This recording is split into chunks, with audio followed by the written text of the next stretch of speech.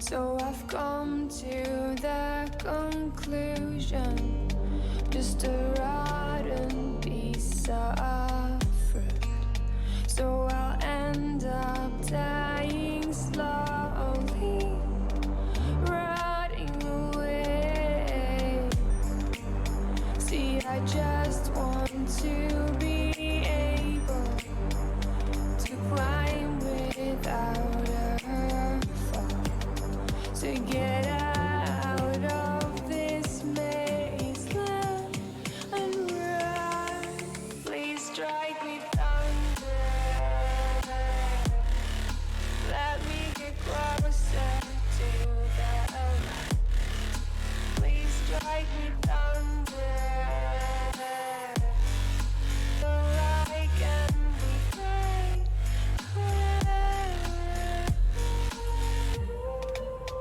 So I've come to the conclusion, I'm just one man amongst thousands. In this world I love them, sure they'll do fine without me. The chemicals in my head don't work as yours, 'cause everything's around, there's a little bit of happiness.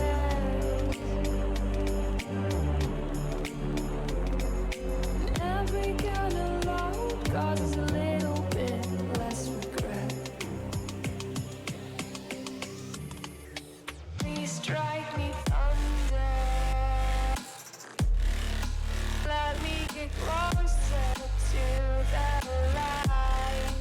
Let me go under the water till I can breathe again.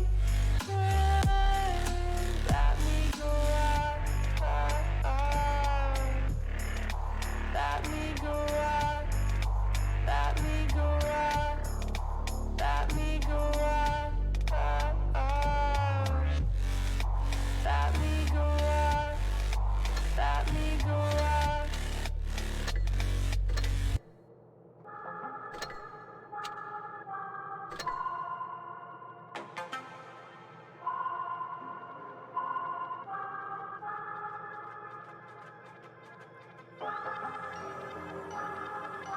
Yeah, I'm not gonna lie to you kids, it's a fucking jungle out there. Keep your head on tight, unknown brain to mind me, baby, let's do it. Y'all see me flying, never drop down, smoking high, I am not round, I'm not round, no denying what I got now, keep an eye out, keep it locked down, see me flying, never drop down, smoking high, I am not round, I'm not round, no denying what I got now, keep an eye out, keep it locked down, get too strong when I battle with the beast, bring a few on, the commander and the chief for my crew on, bullets rattling and whistle at your toque, never sleep, eyes open, hands clutching on my loop, it's a war zone. It's a war zone. Yo, this a motherfucking war zone.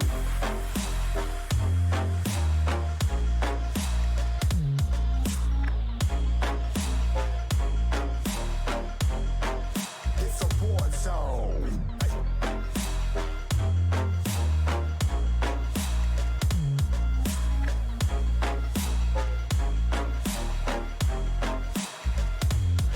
Yeah, feel the impact. Yeah, break it open, leaving nothing fucking intact. Hey yo, you been hacked. You're safe, hard in, but I found it, homie, been cracked. Hey yo, we been back. Your band stacking, see you flexing with the thin stack. Hey bitch, you been whacked. I kill 'em all, feel a motherfucking impact.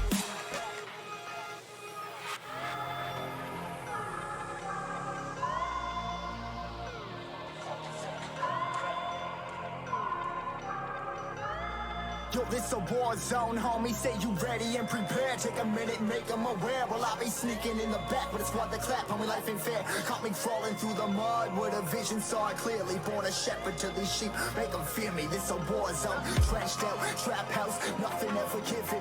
Yeah, every day's a blessing, thank the Lord, oh how See me riding with my top down, on cops round, pedal pressing on the gas. I don't think I'll ever stop.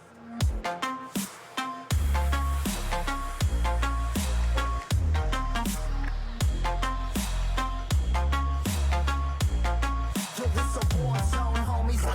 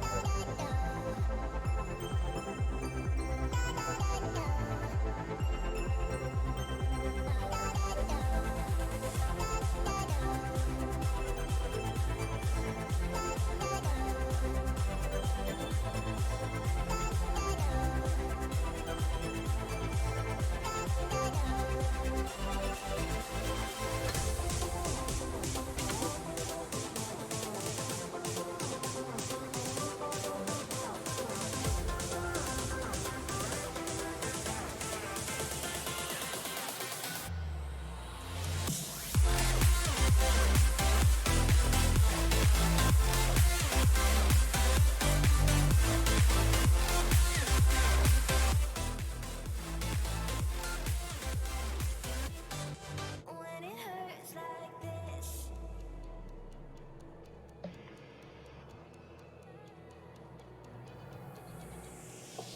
We climb the greatest high. What do you reckon? 2 minutes and 50 seconds to go. I can't wait. I can't wait. The invite's up. I'm excited. Let's jump right into the thing and see what happens. Black screen. Hey, we're in. Good evening, everyone. This is RollingSwarm, and we are back for Ascent Tournament, Twister Ascent Tournament number 4 on the EU server. I believe that we are following EG Endgame tonight. They're doing pretty well on the leaderboards so far. So far, so good. They're in at 4th place. Had a bit of a ropey day 3, the first ticketed tournament. They won't be blown away by their performance. However, they were knocked out by Carnage, which is probably one of the top 4 clans at the moment on the EU server. Certainly, they won't be feeling too bad. There are some teams, Raiden R2K in particular, which suffered huge upsets on Thursday night, the first ticketed tournament. So, well, the groups are pretty good. We've got 3 minutes to go. We're going to see Endgame EG versus Janice. There are 16 teams in this evening's grouping. Let's see if we can't just bring up the overall bracket. It's something I'd like to point out. Again, the whole... I know that the matchmaker is calculated here based on a formula, and it's pretty fair. It's probably the best that we've had so far. It's not perfect, though. I think unless it's... Even if it's manual that we bias, we're good. We're near perfect with the current system. But on Thursday we had some issues, and tonight we might have some issues, but based on the results of Thursday, maybe our concerns are premature. Let's see, we've got 2.5 minutes. I'll keep an eye. We're definitely ready. We won't be missing the start. This is the layout. I don't know if you can read that. I can, so we'll just talk through it anyway. Top half of the group where we are with Endgame looks to be the... Don't get me wrong. There is no easy opponent out of these 16 teams. There are some which are preferable to others. But certainly there are no free rides here. We're going to be seeing Endgame versus Janice. Up in this top half, we've got Hapkey, First Alliance, Win, who is next to the all-Finnish Clan Wars team, APA, Advanced Polish Armor, IVI, the Repel team, and Loca. Really good unit this year with Karolek Fox Toast looking very strong indeed. But the lower half of this bracket, of this whole, it's one big best of 3 single elimination group. But the lower half is looking to be the tougher half, if we're not going to lie. We've got Narvin and FBI, the finalists from Thursday, going head to head in the top 16. which is a bit strange. They're going in for a rematch. I think that FBI won it on Thursday, so FBI will be looking to reassert their dominance. Navin, composed of a lot of old school First Alliance Russian-speaking players, will be going in for the grudge match for the win to carry through. Kana versus Souls, Raid versus Kraken Esports. Nice to see Kraken Esports with a ticket showing up to one of the ticketed tournaments. They're falling behind on the leaderboard at the moment. We have a look at that after the matches between EG and Janice, but they're really hoping to go through. But it's a tough draw for them against Raid, and then also R2K versus BHBP, another tough draw for BHB, and even R2K. That's not an easy game. But basically, Kana, Raid, R2K, all in the same lower half. My top 4 seeds will be struggling a little bit. Now we've got 30 seconds to go. Jumping back in to here, we're on to Rockfield. Good lord. Do we have the map? Yes, we do have the map. Here is Rockfield.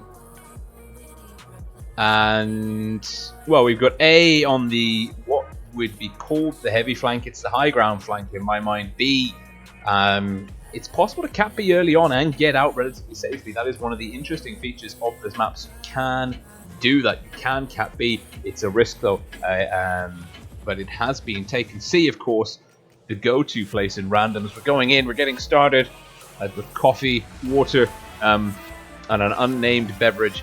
We're ready. We're set in. EG versus Nice. Whew. Good to see so many lovely people on chat. Please do, of course, subscribe to the channel, like the video, join us on Discord, the link of which is in the video description below. Lots of good things happening. EG, red team, north spawn, Nice, blue team, south spawn.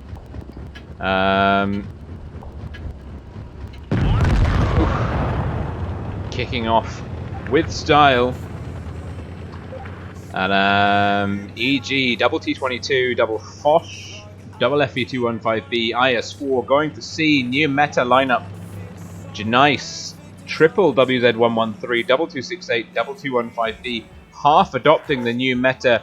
Ash, Sasaki, Toki, Ash, I'm going to call him Ash. Ash and Ethan in the 215Bs, making their way to B. Risky, Ethan with the really nice camo there from Steam. Ash been spotted. Will he take some fire? Nico could get a shot in. I don't think he can get the gun down. No, he won't be able to. The gun depression will be denying him there.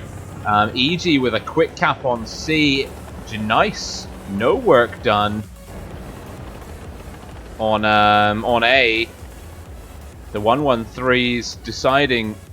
Manly246 saying, I started early, give me a cookie. Yes.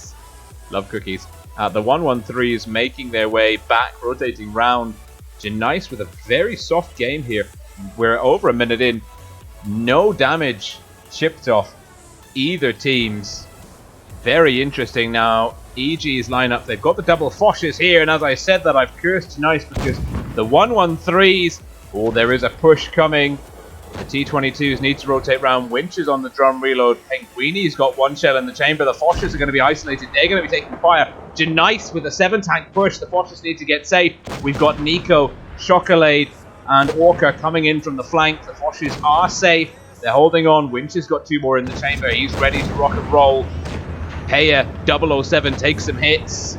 Hit point pull firmly in the favor of EG. Are the tanks coming in the back fast enough? Yes, they are. Chocolate, Nicolade, and Orca coming in the rear. We've got Event on Winch, Penguini, and RG here holding the front. Look at the hit points dropping off. Red in the 268's gone down. And Chocolate in the T22 coming in the back. It's a pincer maneuver by EG. Nice, not quick enough with the rush. The Fosh is held in there. They got some reload in. Stock C's gone down to Vetnom. Fantastic. Vetnom's gone down to Ash.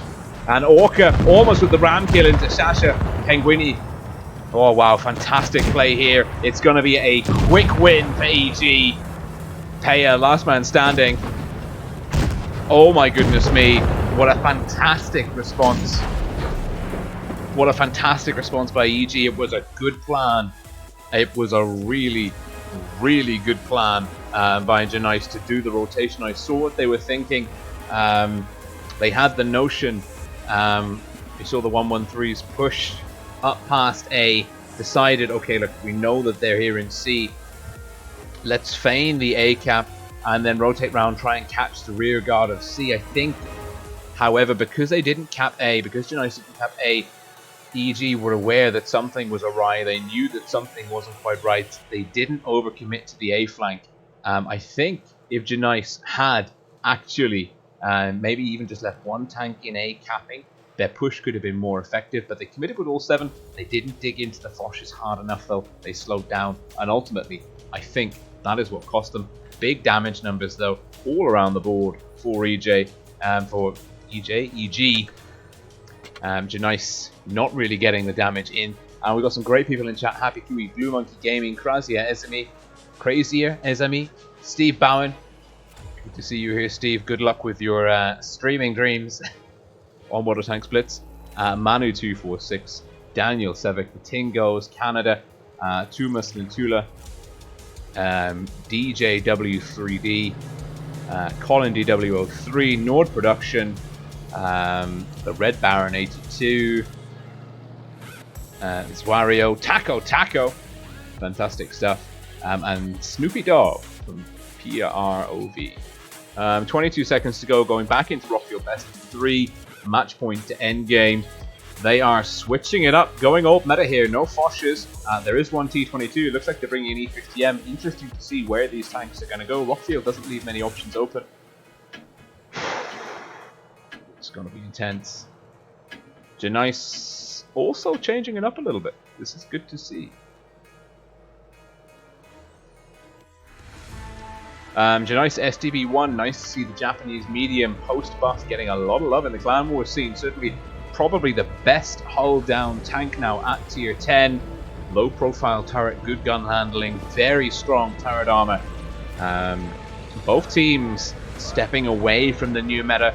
We're not seeing any Foch 155s, RG in the FE215B, Triple 215B, W50M, Leopard 1 T22. That's the 50-50 split by Endgame on the meta, bringing those new British, well not new, but the newly empowered British heavy FE215B tanks. Look at the consumables. Romka dropping the speed boost, getting into position. He's going to be going onto the ramp, spotting up, splitting the distance between C and B. We're seeing Shock in the T22, Nico, and Steve Bowen has subscribed. You hadn't subscribed already? I'm going to choose to believe that you unsubscribed and then resubscribed just to get the notification. Pay a 007 in the 140 quicken to C.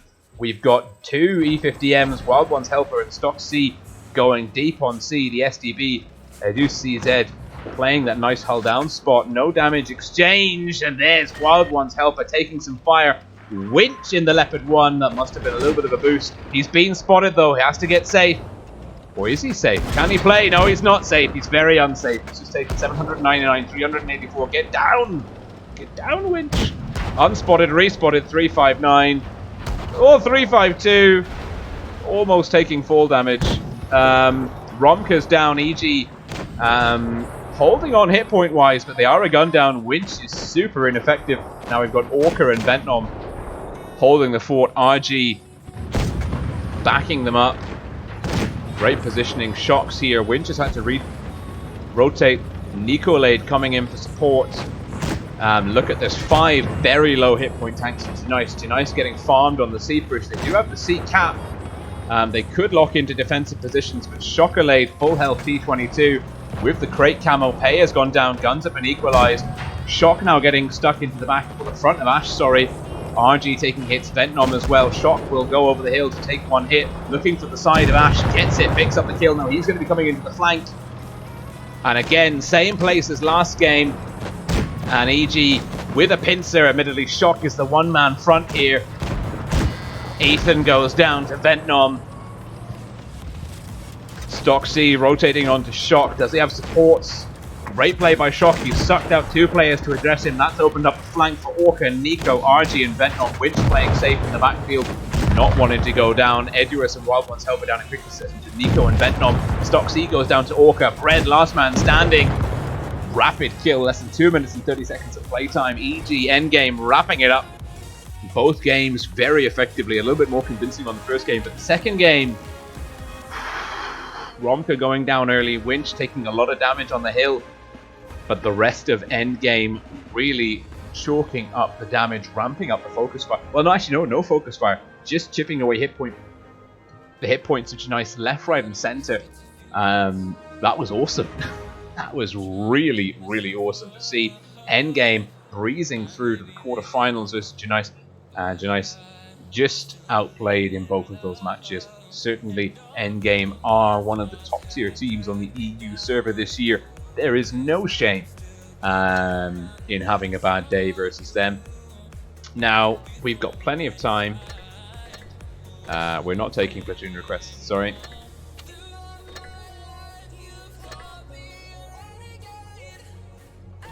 Interesting music in the background. We've got 20 minutes. Endgame giving us lots of time for replays. It's very considerate of them. Well, first of all, actually, let's have a quick look at the top 8 on EU. Here we are. This is the top 8. FBI, the French Brigade Invasion Clan, leading the scoreboard with 2,295 cups, closely followed by Narvin, the second place in the previous Thursday's ticketed tournaments. Kana, basically a fusion of members of Eros and R2K, forming out their new brand. In third place, 1,949 cups. EG team we're following in fourth place, 1,589. Rest of the top 8, Loca, APA, Raid, Win, who is next. All of these teams present today in the tournament. And of course, hot on everyone's heels, we've got R2K in 9th, expecting them to pull it back and make the top 8 this evening.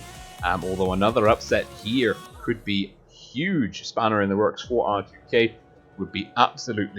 would be a real turning point for the EU meta to lose R2K from the top 8.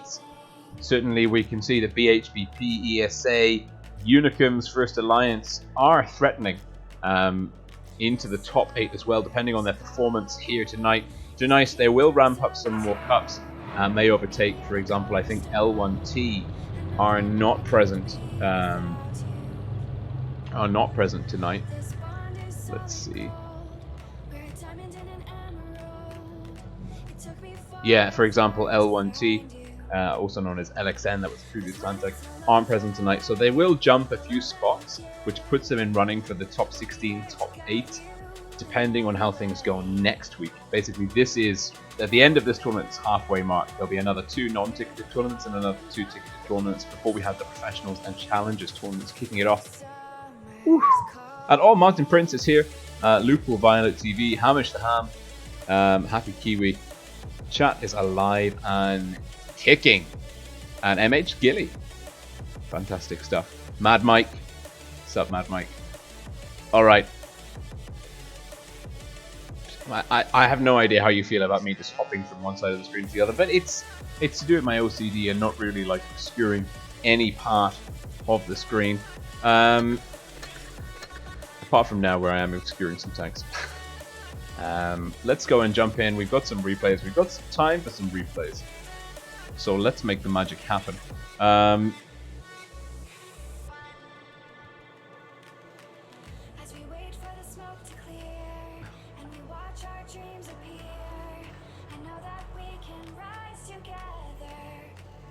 Okay, Nico.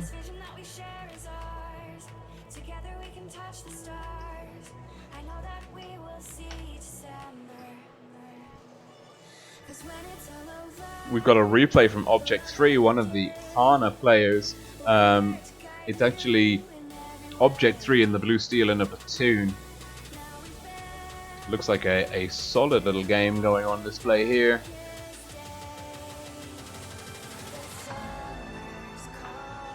And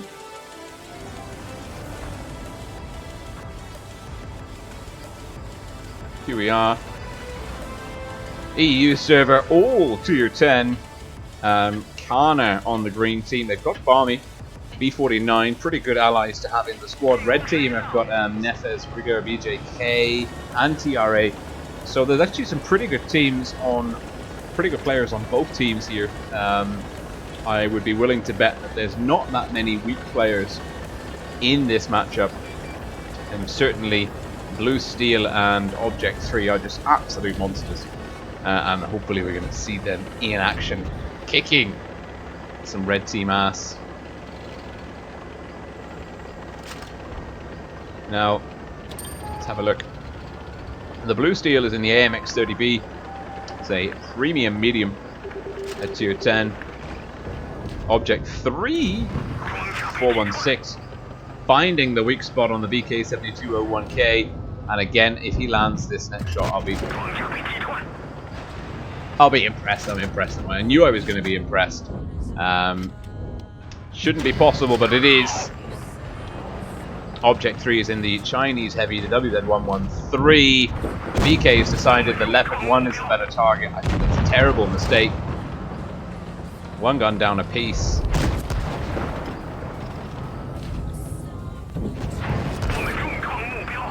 Fantastic stuff. Please do let me know about the audio balance on the YouTube channel chat if you're watching live. If you're not watching live, there's nothing you can do about it. If you're watching this in the future, sorry. Oh, Marez Barud has subscribed. Welcome to the Swarm, Marez. Welcome. Good hit. It's a good hit and it's a good bounce. Look at this blue steel on Object 3 just chalking up damage. Lord knows how much damage blue steel has done. We know that Object 3 is pushing 3.5k. Not even 2 minutes in. Blue steel will land a shot. Object 3 will execute. They're doing very well. Look at this, heads on a swivel. There's the enemy 140. Will get the first little bit of damage in. It's not a good trade though. Double tap by the green platoon. Blue steel peeling off to engage. Bluvio file. Good name. Ooh, it's a max roll. Left him on 11 HP. Blue steel to clean up with the gun depression. He lands it. Was there ever any doubt in your mind about that shot going in?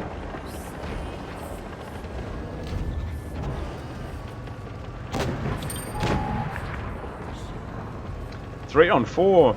Red team doing pretty well. I would say it was in their favor if it wasn't this platoon alive. Oh my god! Takes one bounce. Can't bounce them all. Has lost the driver. Of all the people to go down, that's not the worst. The FB4005 is pulling back, clearly on a drum reload. He knows this. It's a 2-on-4, the platoon versus Blue Steel pushing in now. Brill gets a shot in. Blue Steel to finish off. No ram kill. Oh my god. Lands a shot. Oh, the T110E5 Grill and looks like another WZ121. Basically caught between them. The enemy team pensive by Blue Steel. And Object 3. Blue Steel gets a shot in to Nexo. Nexo will take one. Doesn't quite have the gun depression here. Looks like the Blue Steel's coming in to assist. Look at this amazing teamwork and coordination between these two. Seamless. Absolutely seamless. And the Happy Kiwis pointed out actually, yes, R2K and Raid are going to get knocked out quite early. One of them is, if they both go through, they're eventually going to end up playing each other very quickly. And so certainly, it's quite... lots of damage going in. It's quite likely. And you see there Object 3 waiting for his multi-repair kit to come in so he didn't have to use both kits to get the heals in. Fixed his tracks and his driver. Quastro 069, the 140, congratulating Blue Steel in the AMX 30B for a game well played. Blue Steel shows his agreement with that sentiment by finishing off the enemy T110E5. Just left with a grill on 407.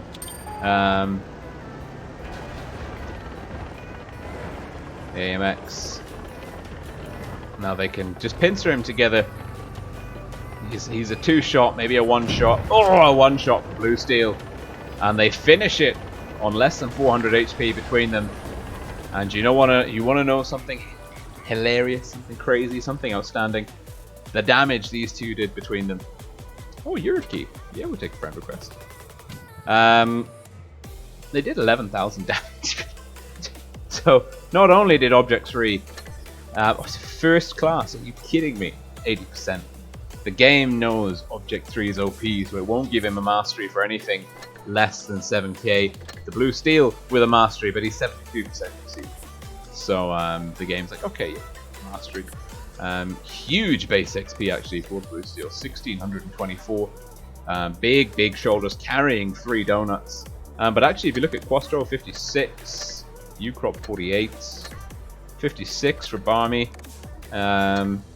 50, 48. That's not a bad team when you consider 48 is the average. That is actually just those players are above average. Then you stick a 72 and an 80 in there, it's mad. The enemy team, 51, 51, 50, 56, BJK, OP 50, BJK 57, TRA 61. Both teams above average, no white win rates, and the average win rate is 48. So that's actually like both of those teams are relatively good. It's just when you have two players like that working together in perfect harmony. RIP red team. So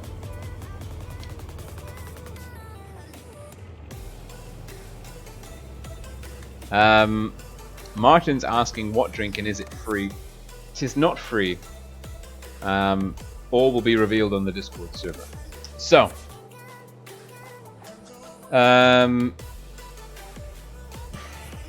we've got time for another replay.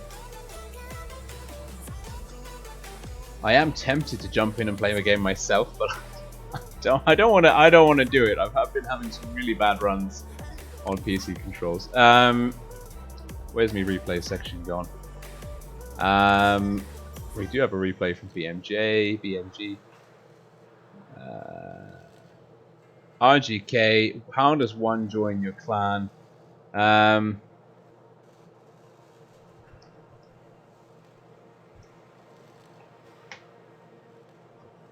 You just ask if you know me. Right. Oof. The replay fairy has blessed us with many a good replay. Oh, there's a T62 Alpha replay from Echo E7 Asia. That looks absolutely glorious. I'm all about that. Let's jump into that. E7 leading. Yes, leading Asia by about just well over 300 cups. So this guy, one of the best players on the Asian server. Certainly his team's doing very well. If you're interested in watching E7 gameplay, Amonet is following E7 on her server, her tournament streams for the Asia server region. She is following E7. Now our man is in the T62 Alpha Echo. Not recognizing any clan tags from either of a team or any other players, but that's not a surprise. I'm not terribly knowledgeable about the Asia server region. Looks like we've got from the green team 2 TDs, 2 heavy tanks. That'll be the E100 and the IS-8 heading off to A. Echo doesn't quite manage to get into the Jaegeru through the drive wheel. That's a pain. Snapshot worth a punt. The Conway 140 and oh my god, are you sure you want to do that? Nice. And the T54E1 on C up against a Jaegeru, which is not paying nearly half as enough attention as it should be to the 140. In very thinly. They're up against a Grill as well. Nice H2 roll. Grill misses the shot. Good play here. I'm not sure where the rest of the red team are. Snapshot destined never to go in.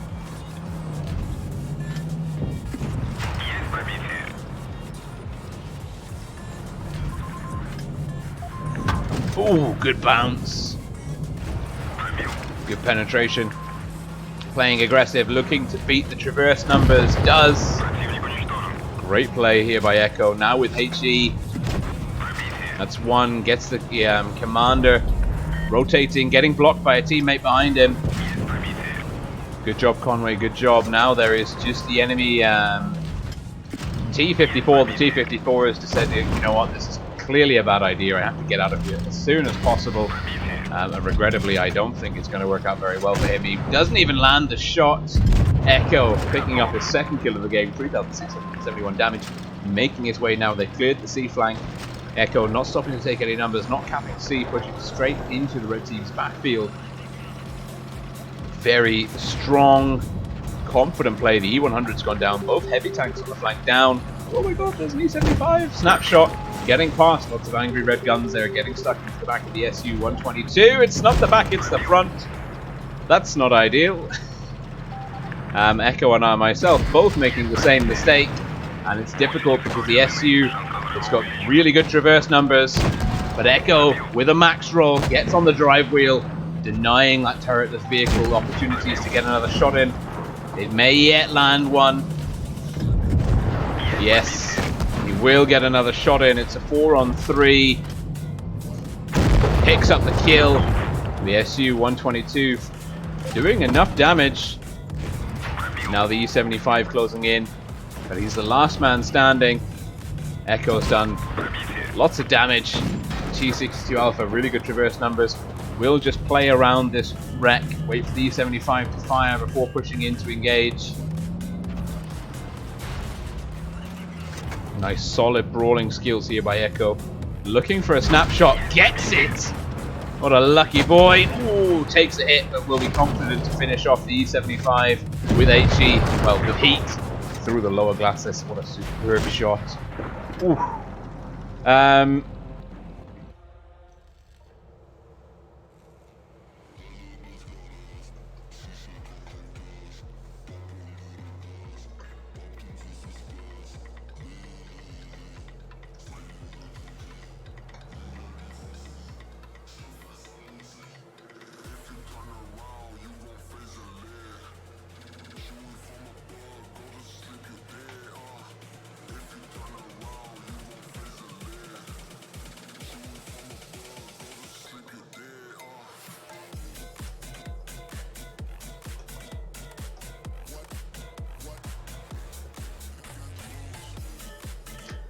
Ah, and Sapphire's here.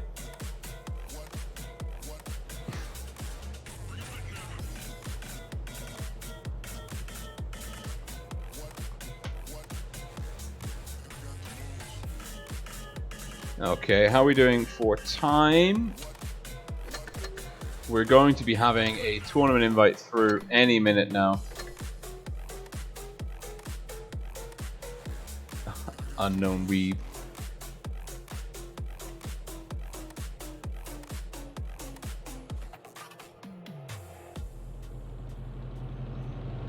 Let's see, is that who I think it is? Oh, I don't know. Why not? Work on my clan supply, please. I need to get that juicy tier 10 clan supply.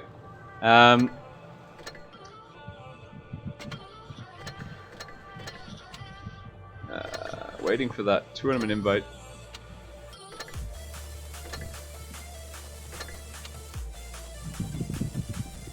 Any minute now.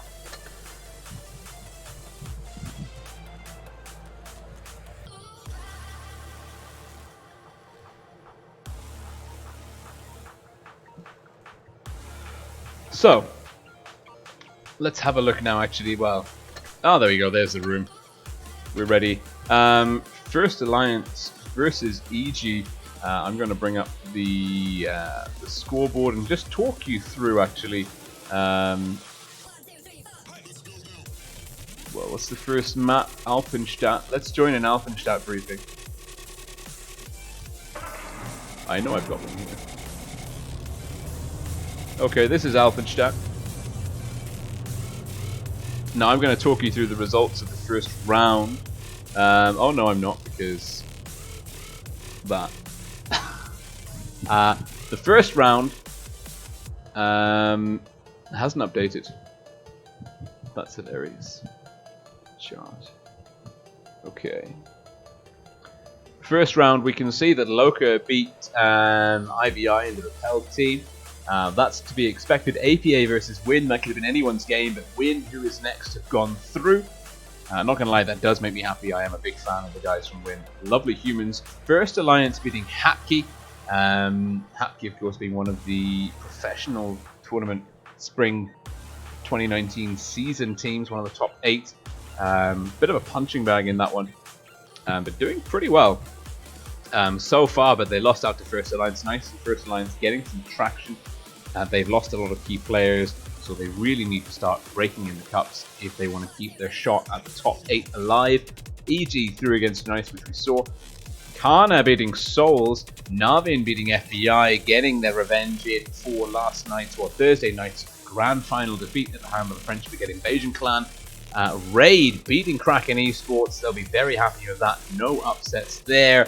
And of course, R2K, well, beating the HBP. Key for both of those teams, they're lagging behind R2K, not even in the top 8 at the moment by cups. They'll be looking to go through, but like I said, Kana, Navin, Raid, R2K, those 4 teams, that's a brutal matchup for everyone involved. EG, First Alliance, win Loca, that ain't easy. Don't misunderstand me. That is a very tough matchup. However, if you had to ask me which half I'd rather be in as another team, I would pick the top half every time. That being said, there are no easy games, and it's anyone's guess who will be going through. Of course, for the purposes of the stream, we will be hoping that EG go through to the next round, so we'll get a full-length stream going through. And just seeing Dragon Power saying the room is up. Just so you know, we operate on a... for those of you that are new to the channel, 1, first point of order, please do subscribe. 2, all of our streams of tournament coverage are on a 5-minute delay. This basically means that it's almost impossible for me to interact with you in the chat at the time. However, the reason why we do that is to prevent the teams from stream sniping. Basically, when the room comes up, it's up for 5 minutes before the first game comes in. By having a 5-minute delay, it means that no team can see the other team's lineups. It also means when we're in a game, theoretically, the teams can't derive important positional information about where their opponents are in the map reliably. I mean, okay, you can look 5 minutes ago, okay, where was that chat then? Is he still going to be there? Probably not.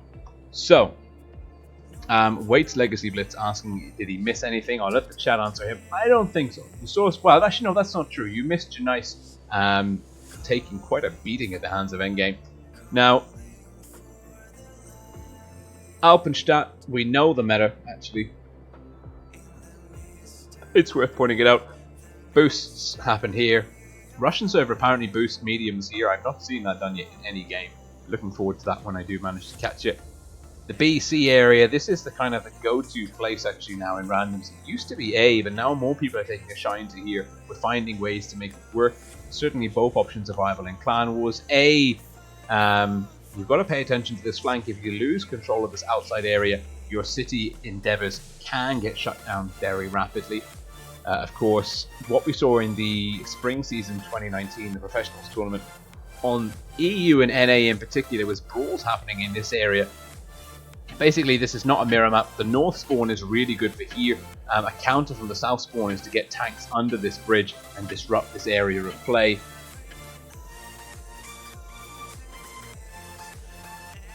We're in First Alliance versus Endgame.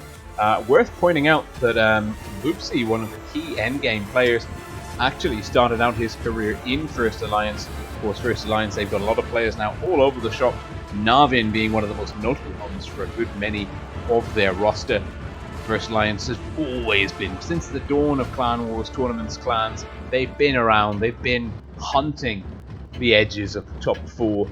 Always one to watch out for. Now, First Alliance, Red Team, North Spawn, Like Noob in the Fosh 155, IS7, Double Mouse, 268, Double 113. They're old meta still. That's worth pointing out. New meta though is Double Fosh, Triple FB215B, and a Double IS4 from Endgame, Blue Team, South Spawn. Both teams committing hard to the city. No mediums on the field. That's very interesting. No mediums, no bat chats. Vixie in the 113, Chinese heavy tank. Really good. Oh my god, Winch has taken a beating. Nordic getting safe. Orca and Winch really in a bit of a difficult position here. Winch on the... no, with one shot reloaded now. Orca's on the drum reload. Winch looking for a shot into Nordic. Orca coming into shield. Winch keeping one in the chamber. Orca taking a shot. pretty tough. First Alliance with the cap on C. Romka and Nico in the city. The FP215B is playing the hull down effectively here. Nordic, Vixie, Vitalik, Warwick all taking a lot of damage. Warwick, Vitalik, Nordic, Dino, like Noob. This is actually quite a strong First Alliance roster. Don't discount them yet. Here comes a counter on Nico. Takes 738 from Like Noob. Romka coming in too. Ooh, Romka's having to rotate to support Nico. What a standoffish type brawl. Vitalik and Warwick can be huge here. Eros, Endgame, my god. Apologies. Really chasing their tails on the hit point front. Endgame in trouble. First Alliance playing really well. Like Noob looking to come in and clear. Ventnom with 597. Winch coming in to shut down Vixie. Oh, it's a low roll. We've lost Ventnom. Winch. Oh, guns up for EG. Hit points still up for EG. It's a 2-gun advantage for EG. Nico and Romka really getting full rush now by Vitalik and Warwick. Oh my goodness me. Vitalik coming in to bully. Romka's pretty healthy. Nico going down to Vitalik here. No! Nico picks up the bounce. Stiffmaster. The IS-7 has gone down. Vitalik catches fire. Oh, wow. Dino in the 268 and Warwick 2 on 5. Dino's gone down. It's a 1 on 6, sorry. 1 on 5. And Warwick getting finished off by RGEG.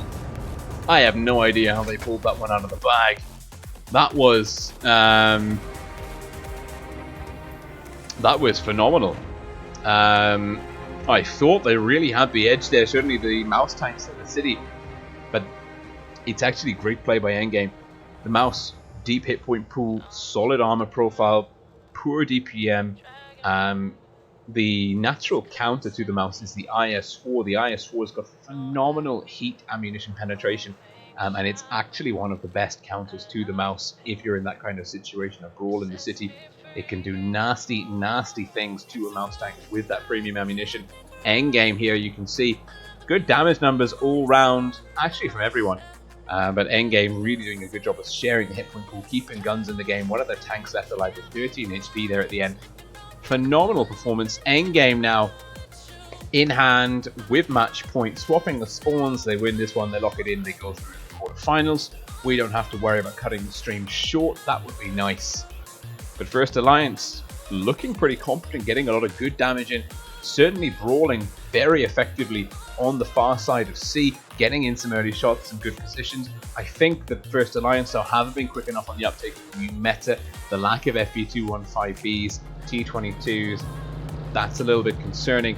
Now we've got 30 seconds to go before we go back into the next game. And First Alliance, they're either doing a counter to the new meta or have really just not been paying attention, because we're seeing an STB, double 268, IS-4, triple IS-7, EG on the other hand. We're looking at double T22s, a Foch, double FP215B, and an STB-1. Yeah. This is old meta versus new meta right here.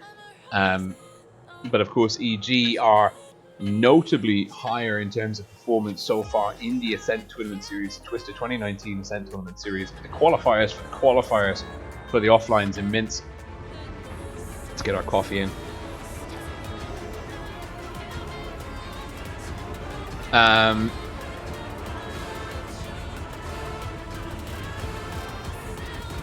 Red team, South Spawn, First Alliance. Endgame, blue team, North Spawn. Reds using a very old, this is Professionals Tournament 2019. This has not been updated, or it does not look to have been updated. The only real update here is Vixie in the STB-1, making his way now wide on A, and actually the Reds First Alliance going for the outside push. And Shock, Orca, Ventnom also going there. Winch unspotted. Mediums dug in. Both teams going outside this time round. RG with a big hit into Dino. Winch spotted, but going for the reload. Here comes that hard counter. Stiffmaster pushing in with Dino and Nordic. Where's the support? Focus fire required for both teams here. Whoa, Dino looking pretty low. Dino taking a lot of damage. Ventnom having to counter onto Vixie. Vixie gets tracked. There are the TDs. Ventnom goes down, but so does Vixie. There's some low hit point tanks. Warwick gets a good shot into Chocolate. Nordic coming in, but we've got Romka pushing into the back of Stiffmaster and Dino. Can do nasty things with an Hesh shot. And EG are in control of this, fully in control. The mediums stayed alive long enough, let the TDs, heavy tanks come in for support. Vitalik floating in the IS-4 in the backfield, like move as well. But Nordic and Dino, double IS-7s down in quick succession. It's now a 6-on-2. Like noob potentially going down here very quickly. Nico gets the shot in, but Chocolate to finish. Vitalik, last man standing, very healthy IS-4 in the backfield. But he is not long for this world. Winch with the shot from the Foch.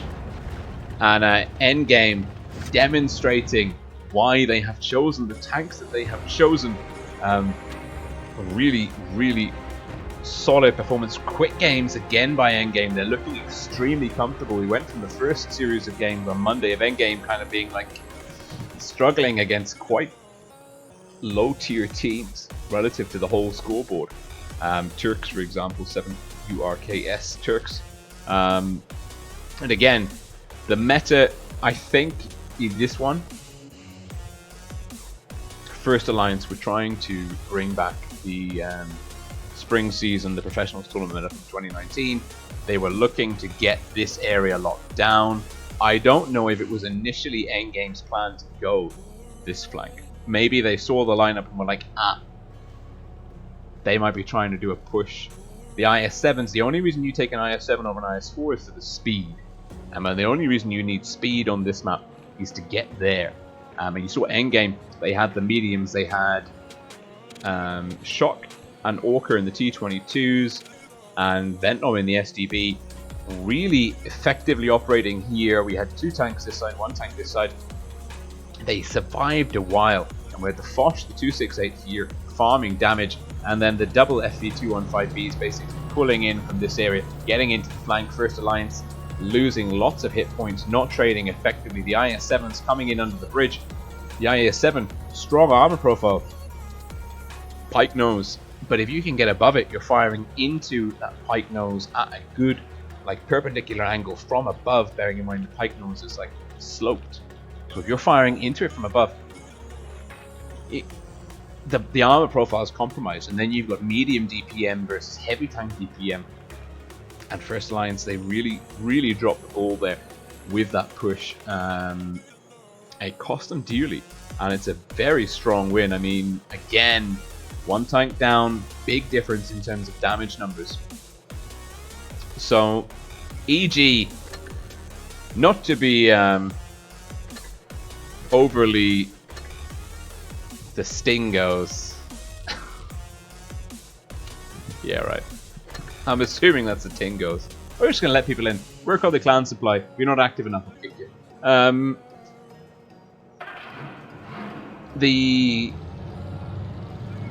Yeah, I would say Endgame, without wanting to jinx them, are at the moment they're looking very, very comfortable. These wins are not nail-biting. They are doing everything they need to do. They're doing it correctly. The positions are good, the strats are good, the tank choice is good, the rotations are good. Little bit ropey in the first game versus First Alliance, I will admit, with the Foches. They weren't trading effectively on the far side of C in that corner. But they wrapped it up very nicely at the end. That was the only kind of point of concern. So really, just a great job all round so far by EG. Now we are going to be, let's see, wondering what's happening next. Well, the sum results are in. Loca versus Win. That game is still playing out. And let's see when the next match is.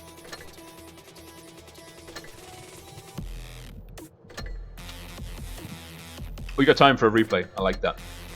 Okay, Loca versus Endgame is still playing out, but Carnage have beaten Navin, and they've gone through to the quarters. R2K have beaten Raid. Now that's big because Raid are an extremely good unit that are old school. They've been working together for a long time. They haven't had many roster changes, if any, since Twister 2018.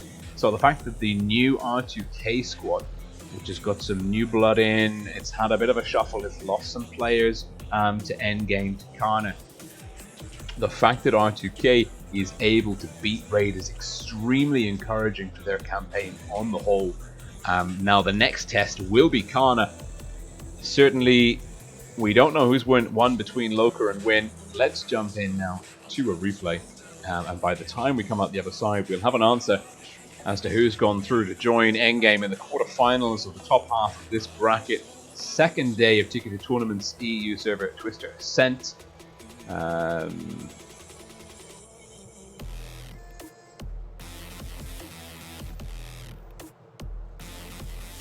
Wow. So many good replays.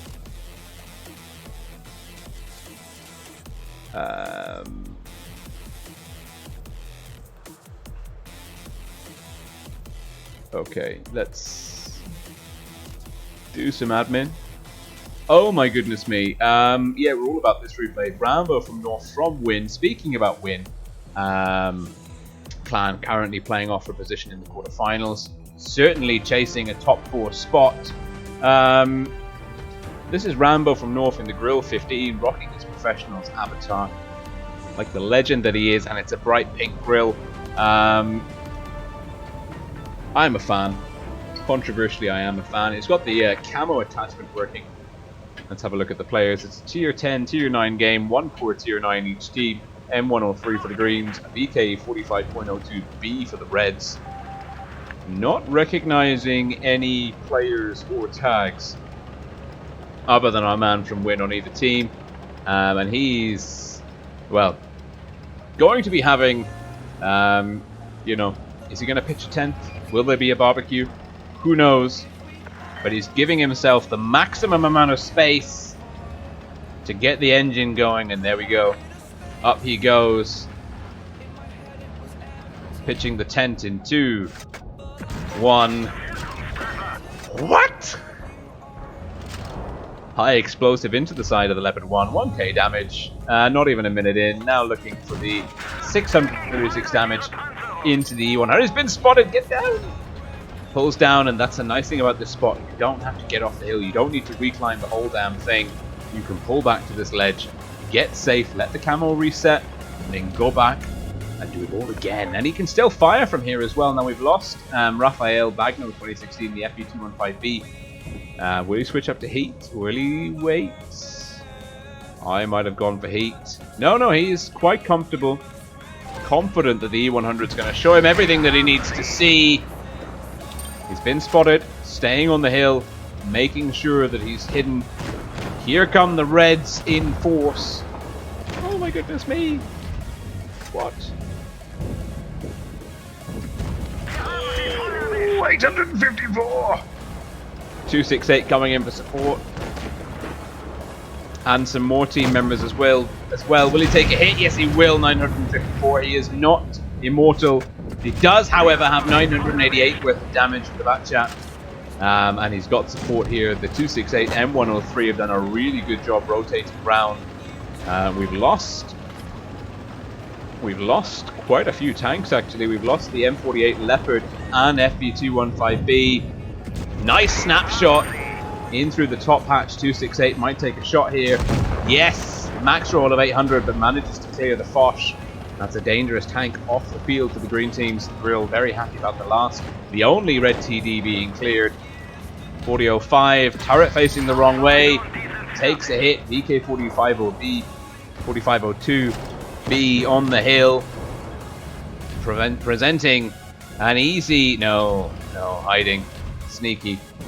But there's an E100. Switches up the heat for a max roll, 688, and gets the turret. Pushing 6k damage inflicted. E100 sitting in the open. It would be rude not to take the gifts off. It goes to the blind shot. And it's now the 268, the M103, and our man in the grill versus the 4202 E100. It's another good roll. Orange Jesus providing lots of good numbers for Rambo here.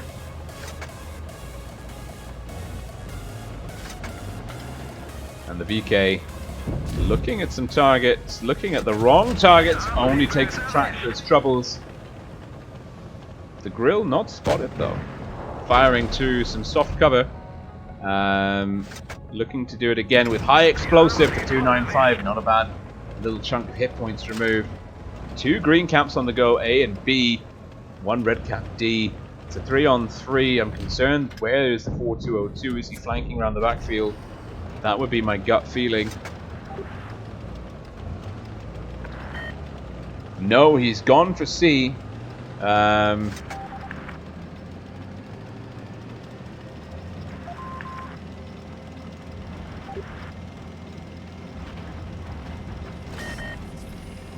Edgar GQ says best of 3 means nothing if you have a bad map or a bad opponent's playback. Yeah, it's true. Best of 3 is not ideal. Oh, nice shot. Lucky to be able to get the gun down there. I didn't think he'd manage it. E100 looking for a high explosive round. Won't get it. Takes heat through the top hatch for a low roll, 459. Best of 3. Best of 3 is effective. I'm reading the chat here. Best of 3 is effective. The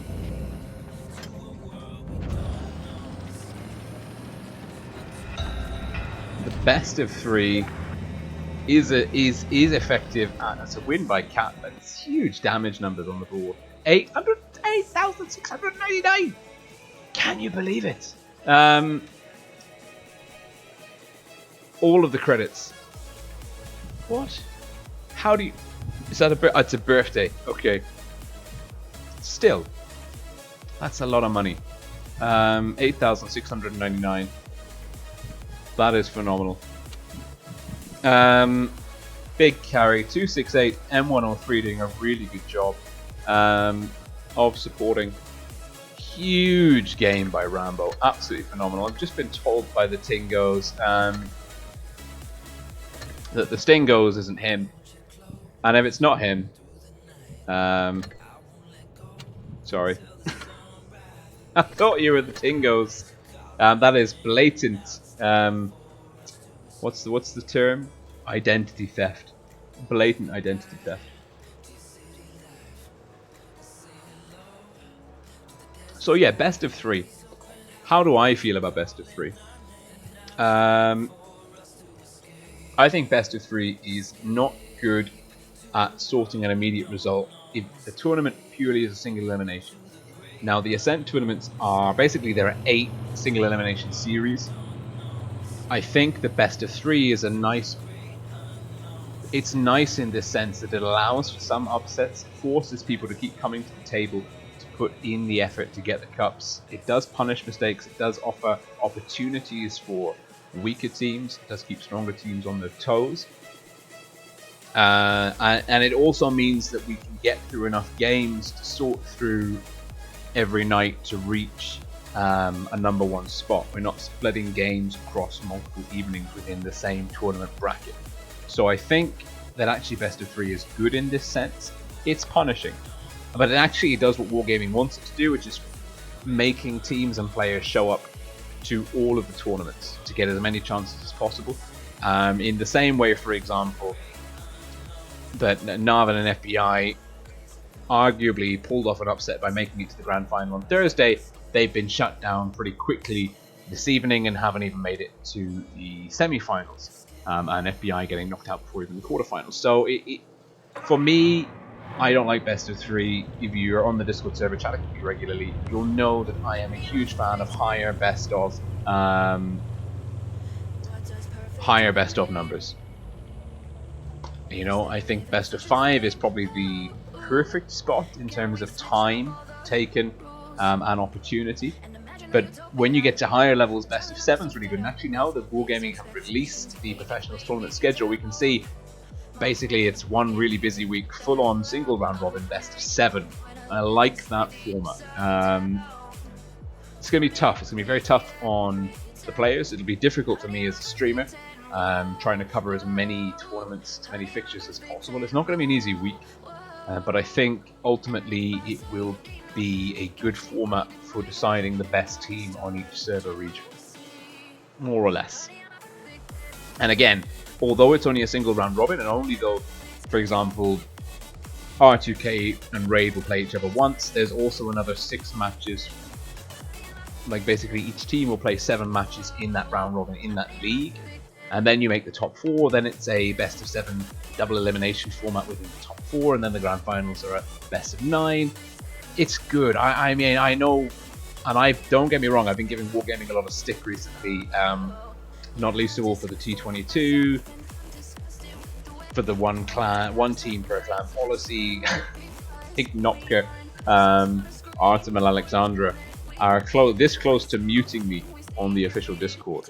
But credit where credit is due. I think objectively this format is good for sorting the best from the best through time, even if the schedule is a bit too busy and too demanding. I think we'll get the best teams out of it at the end, even if it makes us a bit uncomfortable in the process. That's my 2 cents. Obviously everyone has got a different feeling, a different opinion, and everyone's thoughts are equally valid, not least of all and especially the players. Ultimately they're the ones who are not only having to turn up to the actual tournament times, but having to put in the hours on training, so their opinions matter the most, personally. It'll be interesting to see what comes out, what data comes out of this tournament series, but for me so far so good. Now, when is the next game? Loca. Oh, Loca beat Win. It makes me thing is, I really like Loca. Fox Toast, Karelek, Survivor 99, Unicum, Yuriki. These are some great people. I really like. But Win have a special place in my heart. But it's nice to see Win going to the top 8 this evening. That will keep them in the top 8 overall. They're doing quite well. Loca, looking at this roster, I mean, bearing in mind that Fox Toast and Karelek are Eros players, Yuriki, Unicum, First Alliance, Vanacoin with a play on Uptuk's no skill, just luck name. This is a strong roster. And Loca, I mean, they're on track for the top 8. I'm going to put it in now. I think Loca are going to make the top 8. No bother. I think they might actually also make the top 4. They're looking dangerous, and actually, they're looking very dangerous. I didn't even come in to see what I wanted to see. When is the next match? Edo 4. We'll wait for the invite.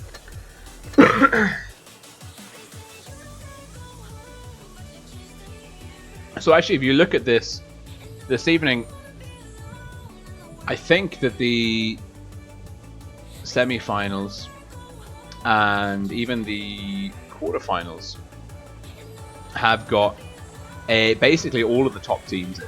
And this means that the preceding steps, the Monday, Tuesday tournaments, I see people are just seeing that I've deleted the sting from the clan.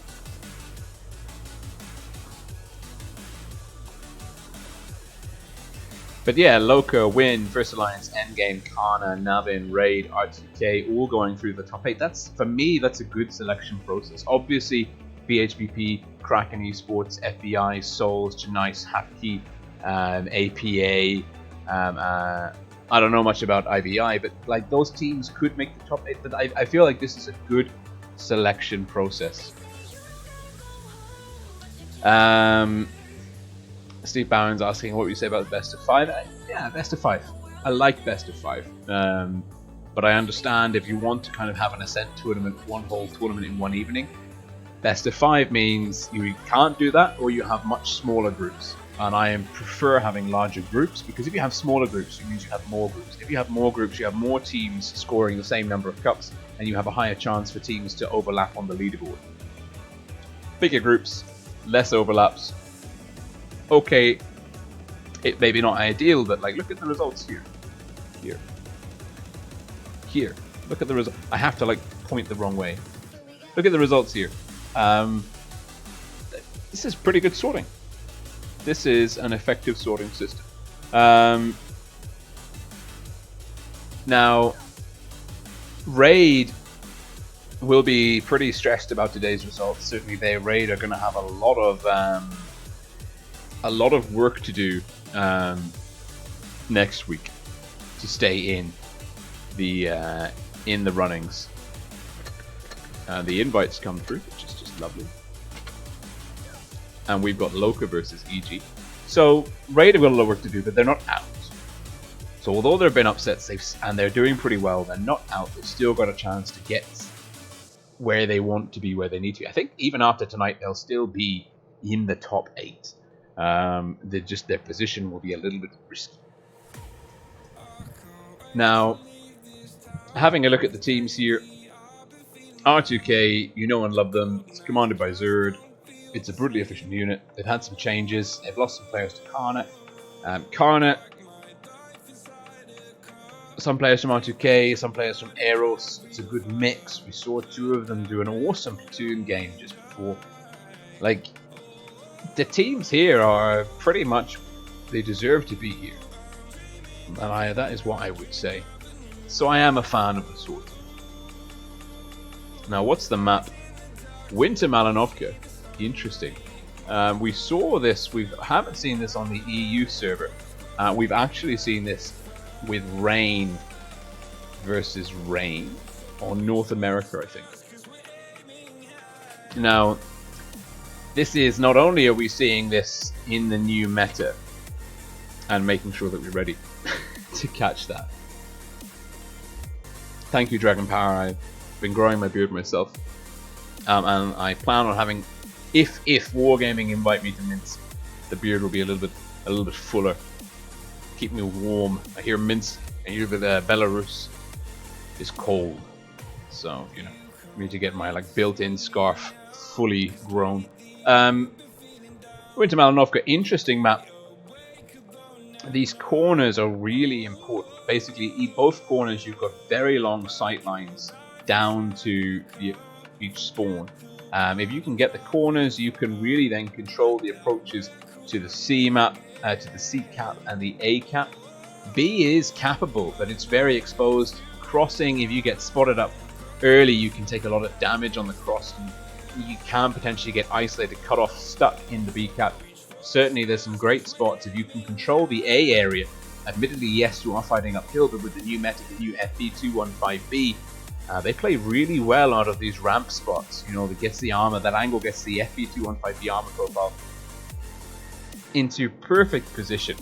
So, if we see FB215Bs, don't be surprised if we see teams focusing on A, looking to really control these ramps and get good map control.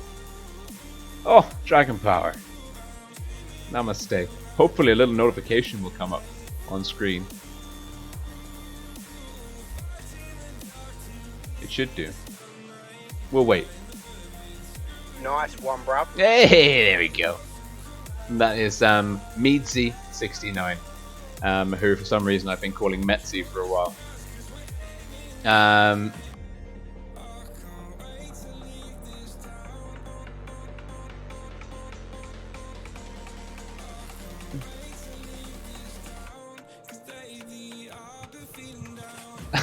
Who muted TJ? Oh, but he's not muted. Okay, that's good. Thank you, Dragon Power. Super Chat's wonderful. It's always great to have support for the channel. It is incredibly distracting. It is incredibly distracting. Yeah, FE215Bs can operate out of A effectively. Certainly, we've seen some really nice pushes with Foshes, getting control of this corner, getting the smackdown put along these lines here as the heavy tanks push up the control of C. With the new meta leaning towards faster tanks, the FB215B with the speed boost, the T22 with its insane maneuverability, the Foch 155, probably the fastest TD on the field. Doesn't really matter if it's not. It's got 2-shot autoloader, so whatever it lacks in any, well, I mean, it's fast compared to most TDs. it more than makes up for with damage output. And another tank that actually enjoys fighting, kind of like with its armor sloped upwards a little bit. So, 20 seconds to go. Jumping in, having a look at the meta here. Endgame, double Foch, double FV215B, double T22 with an IS4. Loca, double Foch, double 140, interesting variations. Triple 140s, IS7 113. Loca still old school meta. Is that because they don't, the strat they're choosing doesn't use an FV215B? Is it because they don't have a T22, or is it because they think the 140 is better for the task that they have outlined for it than a T22? These are the questions that I'm asking myself. Answers will be revealed in this battle. Loca, red team, south spawn. Great to see such an old and storied clan here at the top levels of the Twister Ascent Tournaments 2019. They're squaring off against Endgame, a new upcoming esports clan. The players, strong esports histories, good pedigree. Endgame, EG, playing from the North spawn blue team. We're here with Yuriki has got the cat camo. Alexandra and I had an interesting discussion about this camo at Tankfest. I didn't have much to say about the camo. It's okay, I guess. But that's not important. What is important is what these players are doing. And it looks like Loca committing hard to see. Ventnom taking some damage in the Foch 155. Nico in the FE taking damage. Loca getting 140s north of the windmill. And heavy tanks dug in to see. Endgame really caught out of position here. They've been beaten. I think Loca, the lineup is fast. The 140s are faster in a straight line than C22. The IS7's 113 faster than an FE215B, even with the speed boost, but no skill, just Vano taking huge chunks of damage. And Winch maybe putting one more in. Yes! Oh, Vano's in trouble. No skill, just Vano in a lot of trouble. And the hit point pools have swung dramatically in the favor of Endgame. Yuriki's taking damage as well. Unicum, Karolek, Ariana Grande, all bleeding hit points. And Romka, though, getting countered. Loca sweeping in through B. RG might need to rotate. Romka's going down. Romka's going down very quickly. Will he get another shot in? Unicum's down. Hit point advantage in the favor of Endgame. 2-1 almost. Guns, though, also in the favor of Endgame. They're really wrapping it up. Loca had to push through B, but it wasn't enough. Endgame dropping the hammer, coming down the hill, using the terrain advantage gradients to get their slower tanks there into the mix. Project goes down to RG. Ariana Grande looking low. Ventnom potentially with the kill shot here. Not quite. Baron takes down Orca, goes down to Nico. Ariana Grande, last one standing. Shot denied. RG in the FE215B getting the shot in. Whew. That was... whoa. That was brutal. EG passive. I think they understood that Loca had the faster lineup there. Now we can see why Loca took the tanks they did. It got them the map control. Loca were able basically to get the 113 IS7 into C before the FV215Bs were even in a position to kind of contest, and the 140s were up on the windmill. Endgame understood this, and as soon as they had the information, as soon as they saw that Loca were really concentrated in this top part of the map, they felt more confident.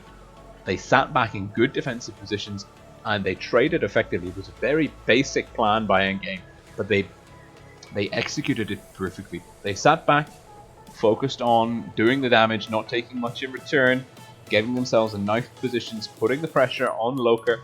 Loca losing a lot of damage to begin with, going down to basically, I think before any guns were taken down, Loca about 3,000 hit points behind Endgame. Loca then kind of understood, they must have understood that they were in a seriously bad position, and they went to try and counter, going for Romka and RG on B, taking down Romka pretty quickly in the IS4, but again it cost them a lot to do it, and by focusing on the IS4, bad call, that tank's pretty durable. The rest of Endgame was able to come down round the top, wrap around them.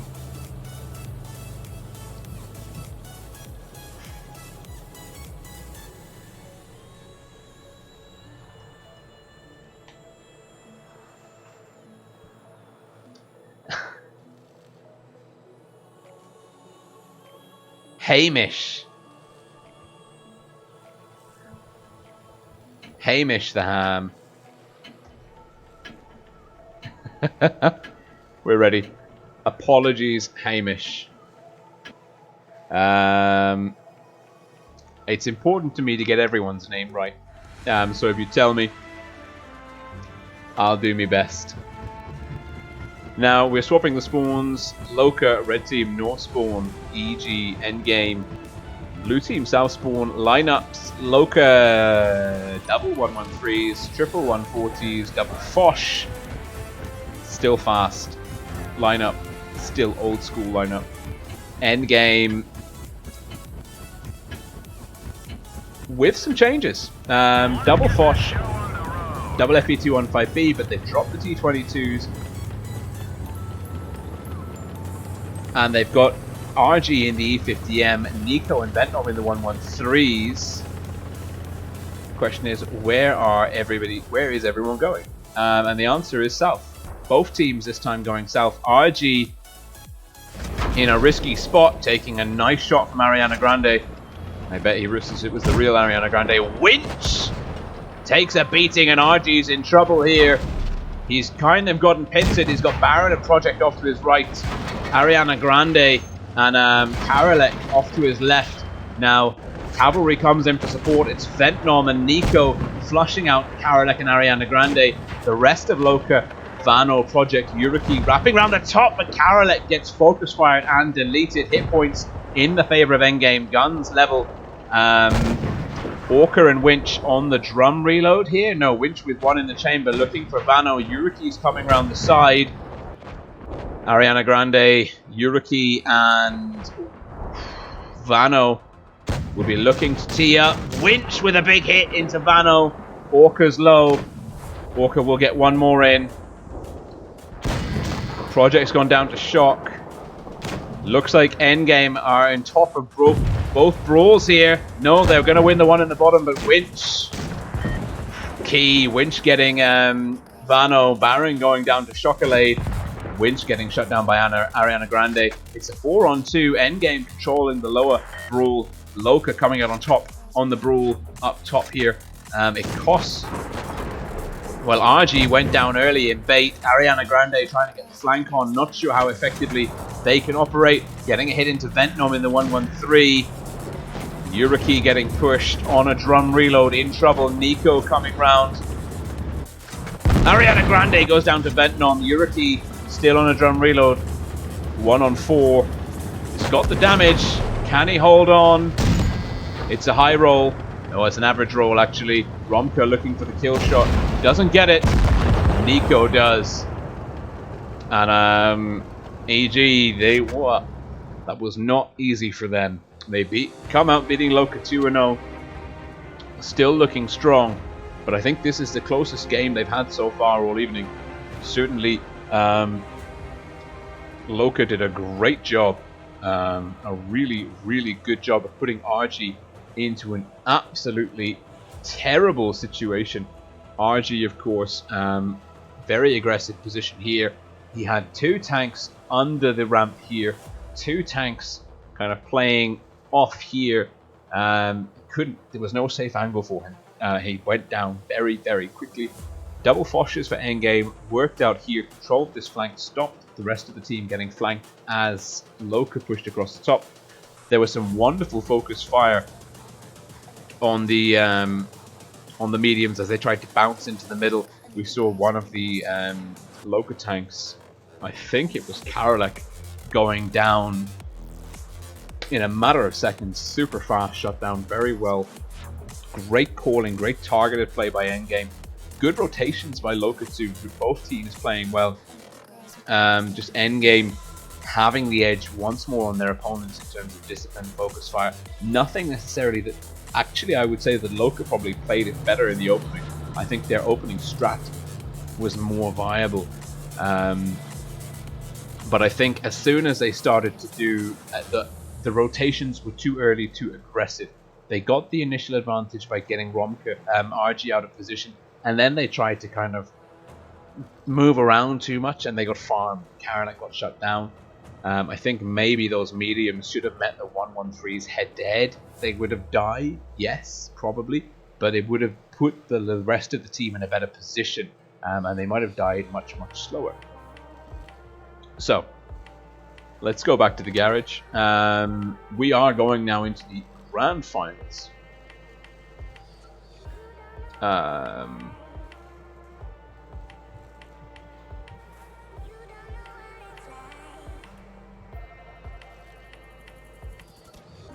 Connor and R2K are still playing it out now. Of course, if Connor beat R2K, go into the grand finals, we'll then have a rematch between Endgame and Connor. Of course, Connor beat Endgame pretty comfortably.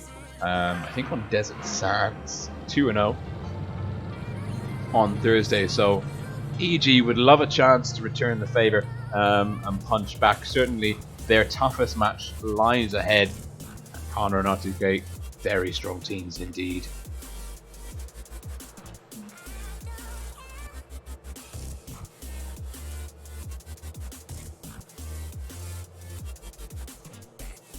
And Hamish the Ham asking if Immortals are giving it a go. I think the Immortals didn't get tickets on Monday and Tuesday, and this is a devastating thing actually. This is where best of 3 maybe falls down on the space. Best of 3 single elimination. Good teams like Immortals, for whatever reason, not making it through to the top 4 of their group, not getting tickets. They can't even show up today, and that really sets them back on the whole leaderboards, ratings, clan leaderboards for cups. I think it's still possible if they show up Monday, Tuesday, do really well, and then do really well Thursday, Saturday next week. But it's a long shot. It's very stressful, and if you've got other things kind of on the go at the same time, maybe it's not so viable. Oh, we've lost Blitzkrieg. That's sad.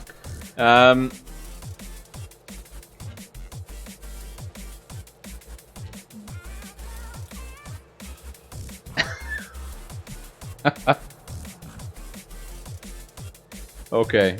How are we doing for time?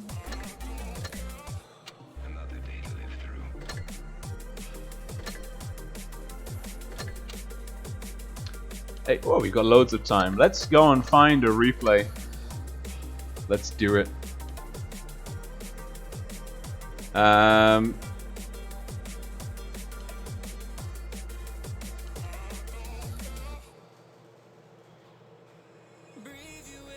What have we got? I don't want to see another Fosh replay for a while.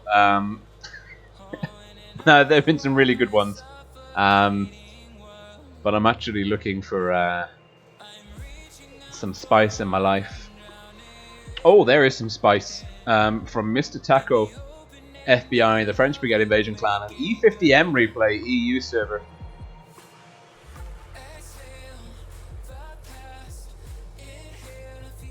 I could get behind that.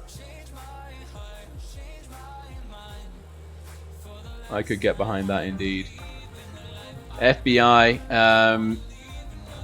doing very well at the moment, leading the cup scoreboard. They won't be leading, I think, after tonight. They'll still be firmly in the top 8 of the leaderboards. And we're here with Mr. Taco. I think he's actually one of the mods on channel. And he's here with his platoon mate, the Sad Bomb, Aww.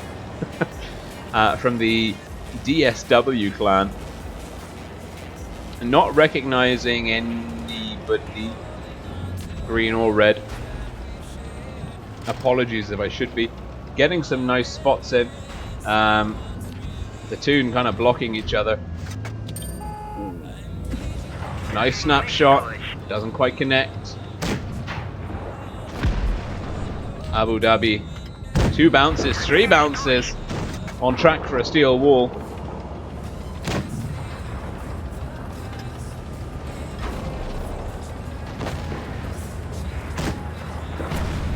Some good play here by the Reds. The Greens not having a great time. Although this two... He sent the replay, he's had 4 bounces, we're a minute in. I'm disappointed. Don't worry, I've seen the end result screen. I'm not sure how he gets there. I really have my doubts. I won't lie. I really have my doubts. Full on. Don't want to be in that part of the world anymore, though. Heading far side of the map, looking to find some side armor. Tired of bouncing the front of red tanks. Snaking in behind the green Jaeger, who lands quite a big hit. Oh, finally! Connect 303. Not spotted. Still on the move. Oh, 6 shots. I've counted 6 shots, I think. And he's landed. Not enough of them, but finally wraps up a kill. Green's a gun down. 2 guns down. And our man is just really struggling. I mean, kind of excited that he's struggling because it means that at some point the magic happens. And the greater the odds against you, the more magical it will be. Surely. Now, he's at 928 damage inflicted. I've seen the end screen, and unless they sent me a different replay, I'm really confused as to how he goes from here, like 4 on 6, half health, to the result that he sent me. Make that a 3 on 6. Low high explosive roll. There we go, 345, picks up his 2nd kill. Nice shot, 361 in through the lower plate. Oh no, the teammate, the sand bomb has gone down. Gets the hit in, denies the VK. Does he have the reload? Yes, he does. Bang bang, it's a 2 on 4. Oh, the gun depression. Just no bounces. How many? I'm gonna look at the end soon. How many shots has this man bounced? It's a 1 on 4. He's got 2,256 damage. I mean, he's coming out sideways. Has the VK shot? Gets a fire. Fire quickly reset. VK's used its extinguisher kit or is extremely quick on the trigger. Here comes the bat shot. It's all over now. It's all over. He's going to take one more. He's down to 144. I don't believe it. I don't believe it. It's a 1 on 3. He's a half shot. How? How? I have many unanswered questions. I can't wait 2.5 minutes to see how this plays out.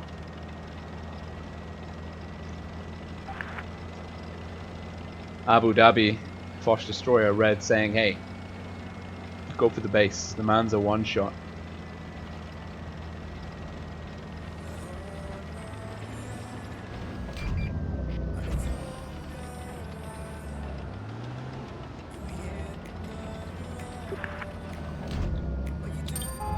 Oh god. There's the Foch. The Foch is coming. Oh my god, there's a full health mouse. I don't understand the math hammer. Oh! Journey burn. Shut down. There's a full health mouse. There's a Foch. Oh my god. The Foch wants blood. Wants it now. 1 minute 30 to go. 4.5k damage. Bounces the Foch. The Foch is coming out to play. There's the full health mouse. I don't believe it. Nails it. Oh my god. How do you spend the game? There's no luck in this. He spent all of his bad luck in the beginning of the game, and now he is left with nothing but pure, I don't know what to say. Pure like, oh my god, can you COD? Oh, this mouse. Oh, look at this amazing play. Oh! Oh my goodness me. Repair the track. Repair the track. Track him. Oh. 40 seconds. He's dancing. Every fiber of his being is about not being on the receiving end of that shot. Pulls out the shot. Beautiful. Oh my god. He's going to do it. He's going to do it. You get the fire. Oh, the fire's out. He's round. He's round. A full health mouse. Regretting every single life choice. Yes. That was a Racini.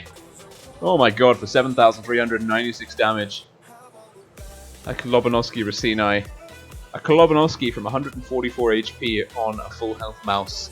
A 3-shot or 2-shot Foch 155 and a Batchat. I mean, that's a good replay. That's a very good replay. Let's have a look at the mouse. The mouse isn't even a bad player. There's no excuse. Oh wow, Mr. Tackle, that is a good replay. I am very happy that you sent that through. That is the spice that I need in my life. Tingos, it's this song again. I'm using the Spotify no copyright sounds, copyright free playlist. If I use other music, it's either terrible or other people put adverts on my video, and I can't copyright my own stuff. So, you know, we're kind of behind a brick and a hard place, a rock and a hard place. Let's have a look now at the chart. Who's gone through? Connor beat R2K.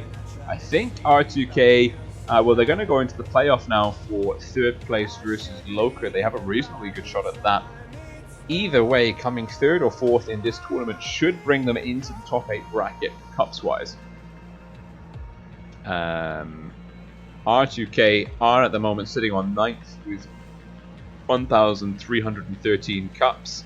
The clan above them is Win with 1,391. Yeah, R2K will make top 8 with this. They'll be very happy with that. Even coming 3rd in this tournament, it's enough for them. That's the main thing at this stage with the Twister Ascent series. It's all about getting into the top 8. That's the only thing that matters.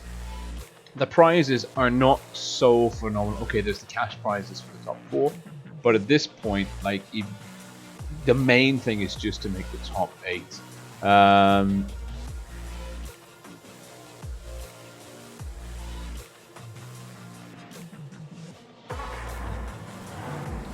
That invite will be coming through any minute.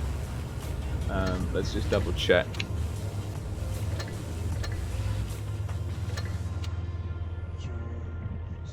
$36. Shall we do it? Shall we jump in and play a game ourselves? I haven't done this yet so far this season. I haven't played a game on PC on stream. I'm trying to work out what tank I want to play. I don't know. I've been having really terrible luck actually with the Scorpion, so let's jump in. Caveat, if it's terrible, it's definitely the PC controls and has nothing to do with my skills as a player. Alright, invite will be through in 1 minute. We should be dead within 2, so reasonably we can expect some results. Now the question is, A? Are we going to A? D? D? D? Okay, we'll go to D. T71 should go to B. How aggressive can we be?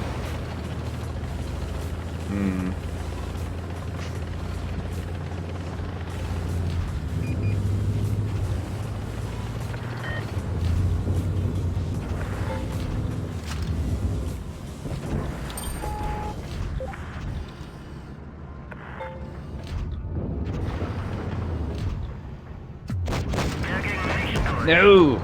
You were meant to stay there.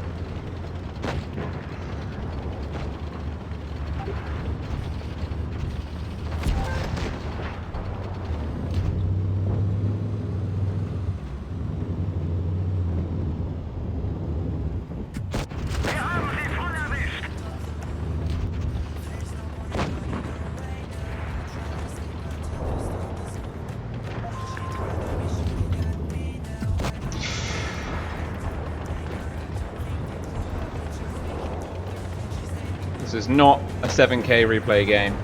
This is a God, I hope we survive it.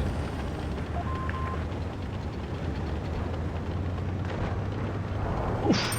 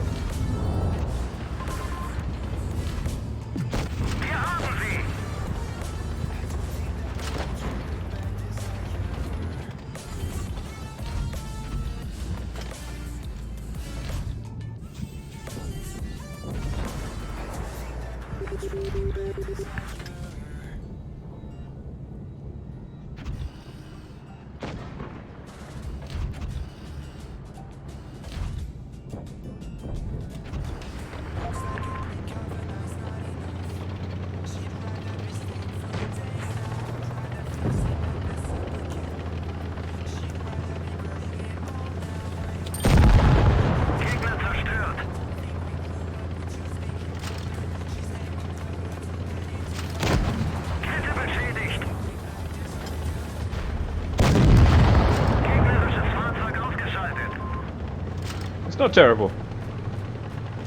You can notice that I was actually thinking quite hard about what I wanted to do with my life because I shut the hell up. Huh?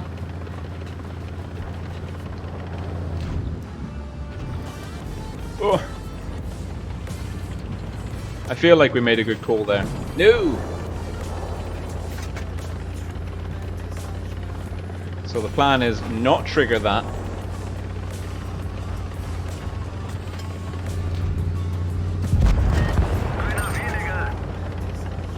Land the shot. Don't take my kill. That's my kill. Stop face hugging him. I can't penetrate if you don't give me a shot. I don't know where my yes button is on PC. Whew. And there's the room, and we're ready. Perfect timing. That's why we don't use a replay of an indeterminate length. So we have no idea how long we might be trapped in that replay for. 2.3k on touch live on PC live. I've had worse. Not gonna lie.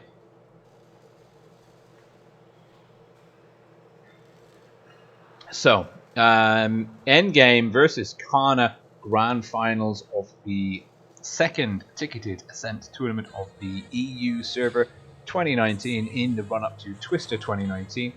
Happy days. Endgame and Carnage, two of the best teams on the server, going head to head, and Carnage of course having knocked out Endgame on Thursday quite early on, I think actually in the quarterfinals, denying Endgame a shot at the playoffs to third place, no less. So they'll be very happy at this opportunity to play each other. Certainly these players absolutely know what they're capable of, what their opponents are capable of. Carnage, a new unit, e.g. a pretty, I mean, the core of the unit quite robust, quite well known, but a lot of new elements, not least of all Winch, Orca and Ventnom coming in as new blood to the Aeros big game team.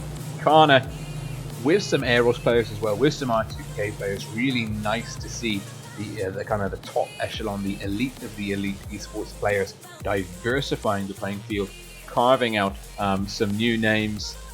And these will be the names at the forefront of our mind on the EU server in the run-up to Twister 2019. The offlines being held in Minsk in November. Lots of GGs ahead for us. We say November. We think November. Have Wargaming said it's November yet? I can't remember. At some point, there will be a Twister tournament in Minsk. It's very likely to be in November, because it's been in November. It's been in Minsk in November for the past 2 years. So yes, there we go. Okay, EG versus Karna, Black Goldville.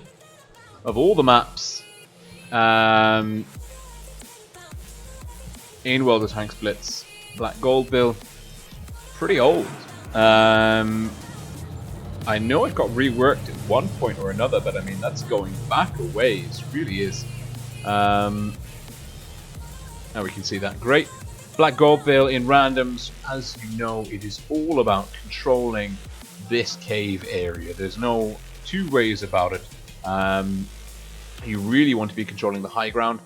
However, in randoms, you've got the team dynamic, you've got the coordination, you've got the ability to make B and C work. Certainly B is a linchpin cap on this map for generating that additional cap pressure, that extra bases worth of pressure. Fast heavies, strong mediums, getting in and behind C, capturing this area, leveraging it as a base of operations to kind of rain down pain upon your enemies as they try and push into the city is a well-established paradigm for this map. We're expecting teams to contest C in this manner, trying to get here first. Also, early caps on B are extremely viable. They're also risky. Any B cap is risky inherently, just simply by being in the middle of the map. But we can expect some kind of peek-a-boom fighting over B between these two teams. Similarly, I think this is going to be pretty much the teams either having a full-on clock face rotation, and it's welcome Raz, STRTV Drevid, welcome to the Swarm. Sign up to our Discord, link in the video description below. I think these teams, it's either going to be a full-on clock face rotation, one team going A, one team going C, and then them chasing their tails for the rest of the game, or it's going to be a very equal, the teams kind of meeting each other in multiple locations on the map head to head without too much counter pushing or flanking on the go. Remains to be seen. Certainly these teams are ones that can surprise me. They are at the forefront of meta development from what we've seen so far. And what we can see on the team lineups here at the moment, we've got Nico in the 113. Makes me think that they're going to try for C. The 113 is a very good tank for that C area. It's got the speed to get there and then the profile to operate effectively behind C. EG, Endgame, red team South Spawn, Carnage, blue team North Spawn. Fun trivia fact, Carnage is actually the team name of the team that a lot of these guys were in as part of Eros. And they split to form Carnage as a clan in its own right. Well, Endgame 113, double 113, Nico, Venom, Shock in the SDB, Winch, Loca, plus 155s, RG, Ronka, 215Bs for Kana. We have got double Fosh, 140 SDB, T22, FE 215B, E50M. Interesting lineups by both teams. Looks like we're going to have General, the SDB, Shock and General mirroring each other, both spotted. Also RG and the FE215B spotted, but so is the F and Edgar. Now all the F takes a hit, though, so does Romka. Edgar taking big damage numbers. Who's going to win this little C brawl? It looks like, oh, it's a low HE roll onto Edgar. Nico taking damage. Endgame potentially with the numbers to win this corner. Karna coming in support. Object 3 quite far in the backfield. Shock going head to head with the General. Looks like General has got the pressure on there. Current damage in the favor. Oh, it's too close to call. Gun down. Edgar goes down first. Winch looking to get a shot in now. Romka side scraping effectively. Radikos gets a shot in. It's a low roll though. Winch pretending he's got 2 shots in the chamber.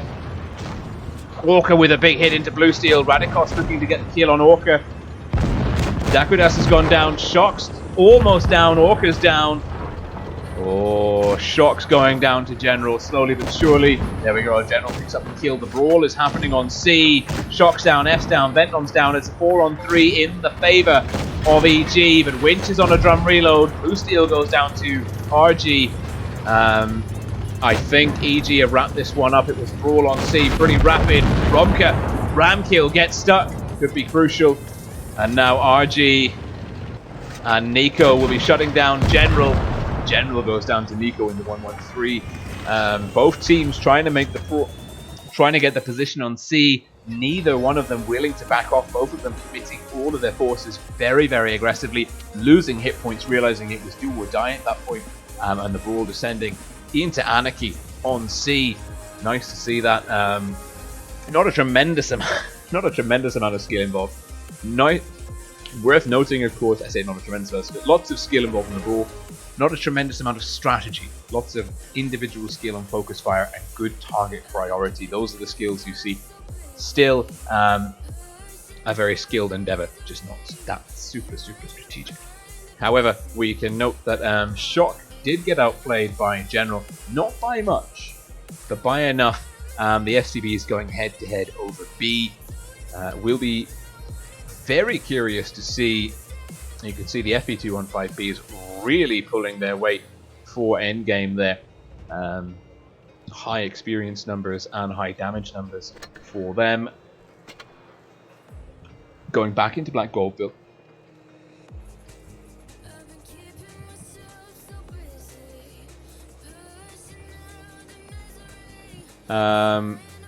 Swapping the spawns, it will be Endgame playing from the north, Carnage playing from the south. Rosters looking... well, Kana now 113 is T22, 140 IS4. Endgame again, dropping in the E50Ms into their second game lineup. Double T22, E50M, double FB15B, double Foch. So a slight change here for Endgame. Swapping out the STB for the E50M. Carnage also chopping and changing the roster, dropping the STB. Are both teams going up now? Certainly these lineups have got the armor and the speed to do either.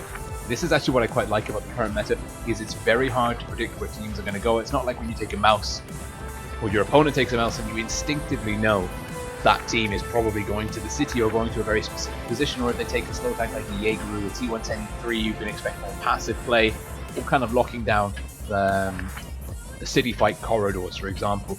This is... I mean, your guess is as good as mine as to where these guys are going. Carnage, blue team, south spawn, Endgame, red team, northbound. Nice one, bruv. TJF blue. Let's go, EG, showing his support for Endgame. And we've got the clock face here. Carnage barreling into C, blue steel firing. I don't know why. A is on the go quickly. Nico, E50M. Look at this, angled up well. Got the cap, got the angle, turret exposed. A is caught quickly for Endgame. Are we going to see a B cap from Carnage? They're going to quickly establish that they've got full map control of the city area. However, Endgame have the high ground. Obi-Wan Kenobi would be proud. They're rotating back through their own spawn. Winch, Venom, everyone's pulling back. They're going for a full-on rotation. Romka has been spotted. I don't know if that's planned. It's certainly not ideal. Not spotted anymore though. Blue Steel looking for spots here in the T22. A very talented player. Blue Steel and I, we used to platoon 183 when we were both in R2K Dash. Good times, good times. I wonder if he remembers as fondly as I do. Before pre-183 nerf, no less. Looks like Blue Steel making his way up, and that's exactly what EG will be hoping. EG are stacking their forces for a push. Foch is leading the charge. Look at this is perfect for EG. Connor are getting the spots in, 2 spotted. Are they going to rotate back round? How quickly is the rotation coming? Oh, Carnage pulling in, Winch is taking damage. General's holding on to the top spot. Dakudas in trouble. Oh, Dakudas gets a critical bounce. Venom down early. Winch misses the shot. Endgame here. Some sloppy play by the Foch 155s. They've gone down for not much punch at all. Carnage quickly rotating back in.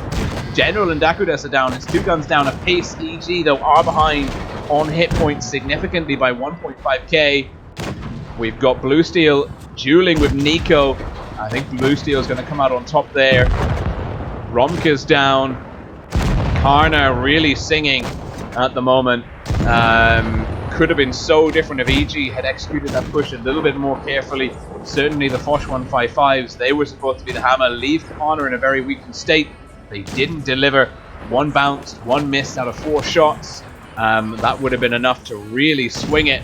It just goes to show how important effectively executing that initial game is. And the F is now pushing on Orca. Orca knows the F is behind him.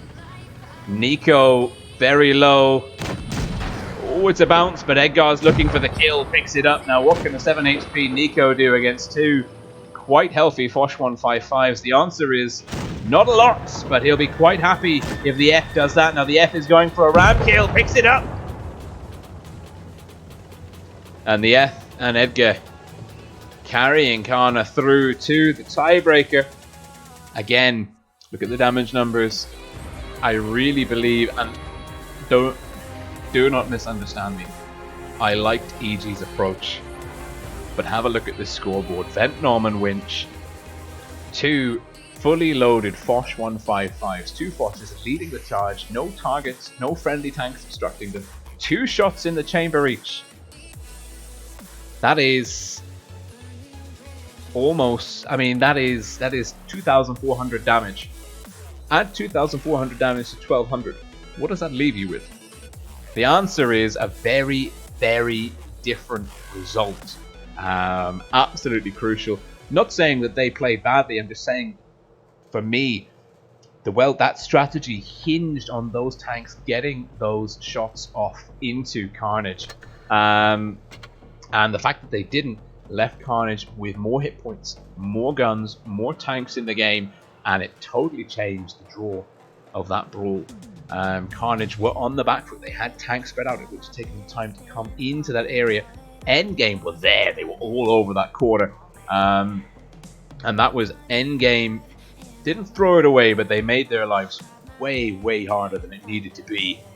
And yes, please, if you are privy to the results of the game, please don't type spoilers in the chat. Some people are here on the edge of their seat, cheering on their favorite team, and getting a spoiler can really take the edge off it. So please have some respect for your fellow gamers. Keep the results to yourself. It would be hugely appreciated by the people watching at home and by me. If not for them, do it for me. I don't know. Do what you want, but please don't spoil it. Going back in now to Mayan Ruins. Good map for tiebreaker. Nice and mirrored. My personal opinion, I think Mayan Ruins is a pretty good tiebreaker map. Certainly, it's better than Castilla. Let's look at it that way. Endgame, red team south spawn. Carnage, blue team north spawn. Both of these teams top 4 at the moment in the leaderboards, by cups now going head to head to decide who rakes in the most cups this evening. Carnage beat Endgame in their encounter on Thursday in the quarterfinals. Endgame looking to settle a score here and get more cups, way more cups for coming in first. Now Endgame's roster, double Foch again, IS4, 268, double 113, T22. Nice to see. This evening we're seeing more 113s used. That's encouraging. Carnage, double Foch, double FE215B, 113, IS4, T22. Pretty similar lineups.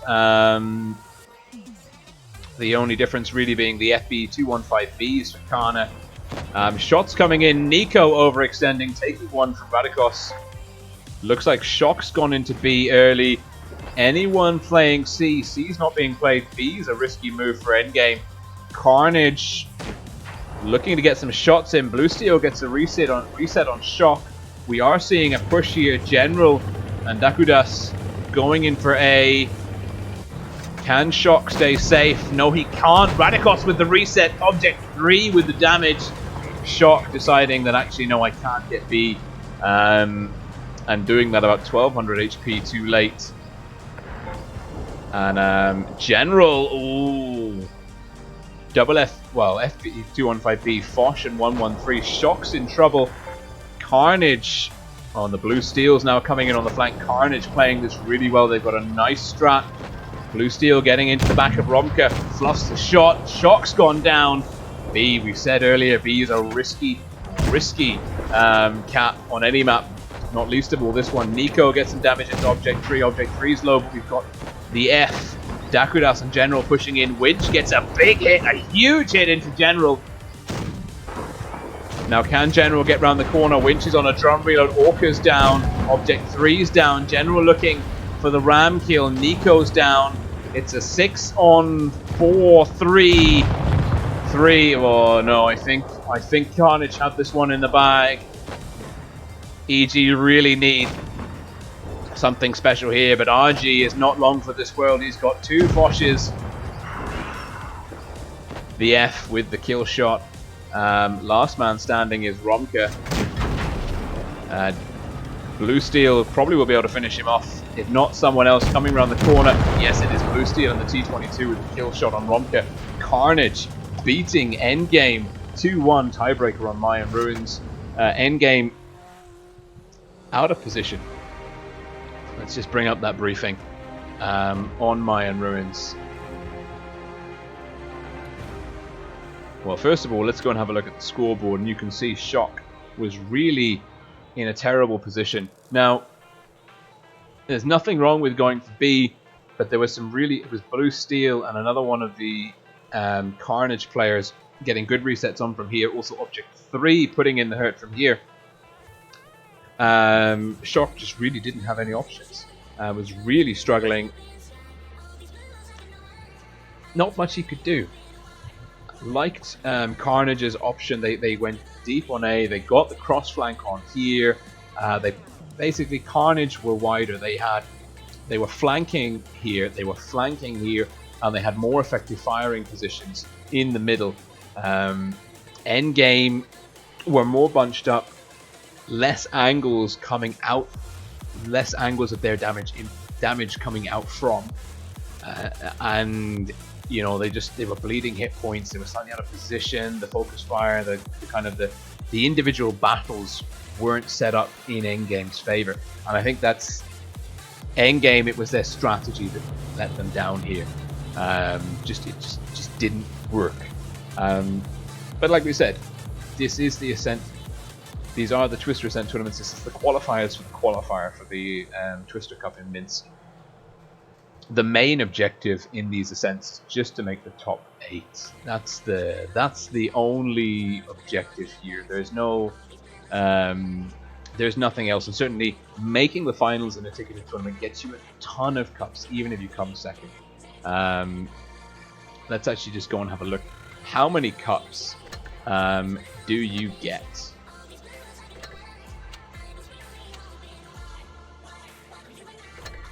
Oh, you can see the winner.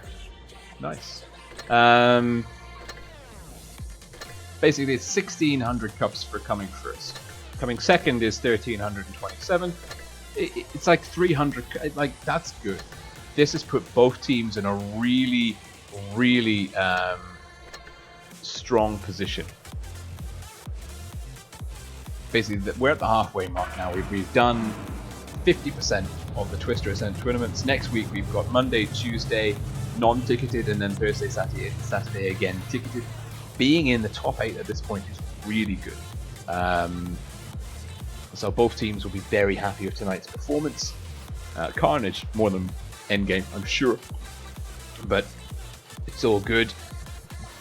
Please do keep your eyes on the leaderboards. Come and join us on Discord. I'm trying to follow the series on 3 servers as closely as possible, so it's great to chat with you guys for your observations, for any kind of information you can provide, and just to keep myself up to date and on top of the whole situation. Anyways, it's been fun. It's been really good following Endgame again. We are streaming again in about 5 hours, 5.5 hours or so, depending on what buy rounds they have. I think we're going to be following straight this evening on the North American server, so it could be a very quick stream. But that is in 5 hours time. Lots to look forward to. So I hope you tune in. I hope you join us for today, the 3rd stream of today, the 3rd Twister Ascent tournament. God. It's fun. It's fun, but it is exhausting. Anyways, I'll leave you now. Please do come find me on Discord. I might even jump on and play some touch games over the next couple of hours just to keep me in the flow. So please. And also, like the video, subscribe to the channel. I'm pretty sure pretty much all of you have done that by now, but just in case, you know, I'm covering my bases. RollingSwarm signing out. See you at 3 AM. Bye for now.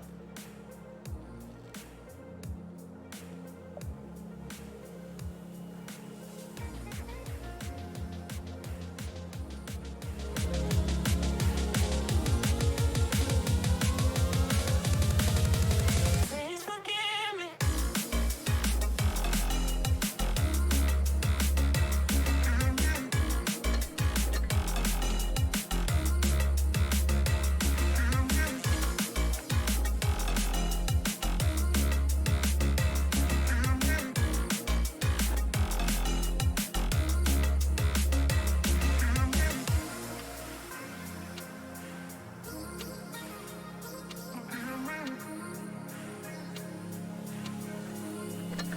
Please forgive me.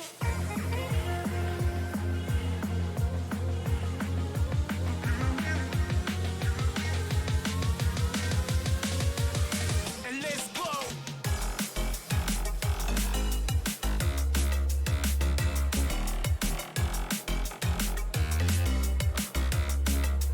Please forgive me.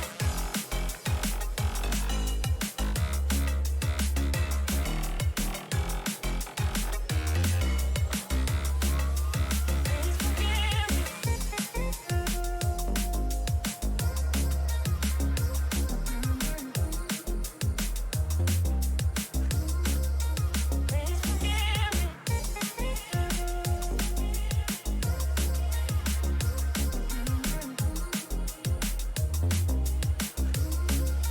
Please forgive me.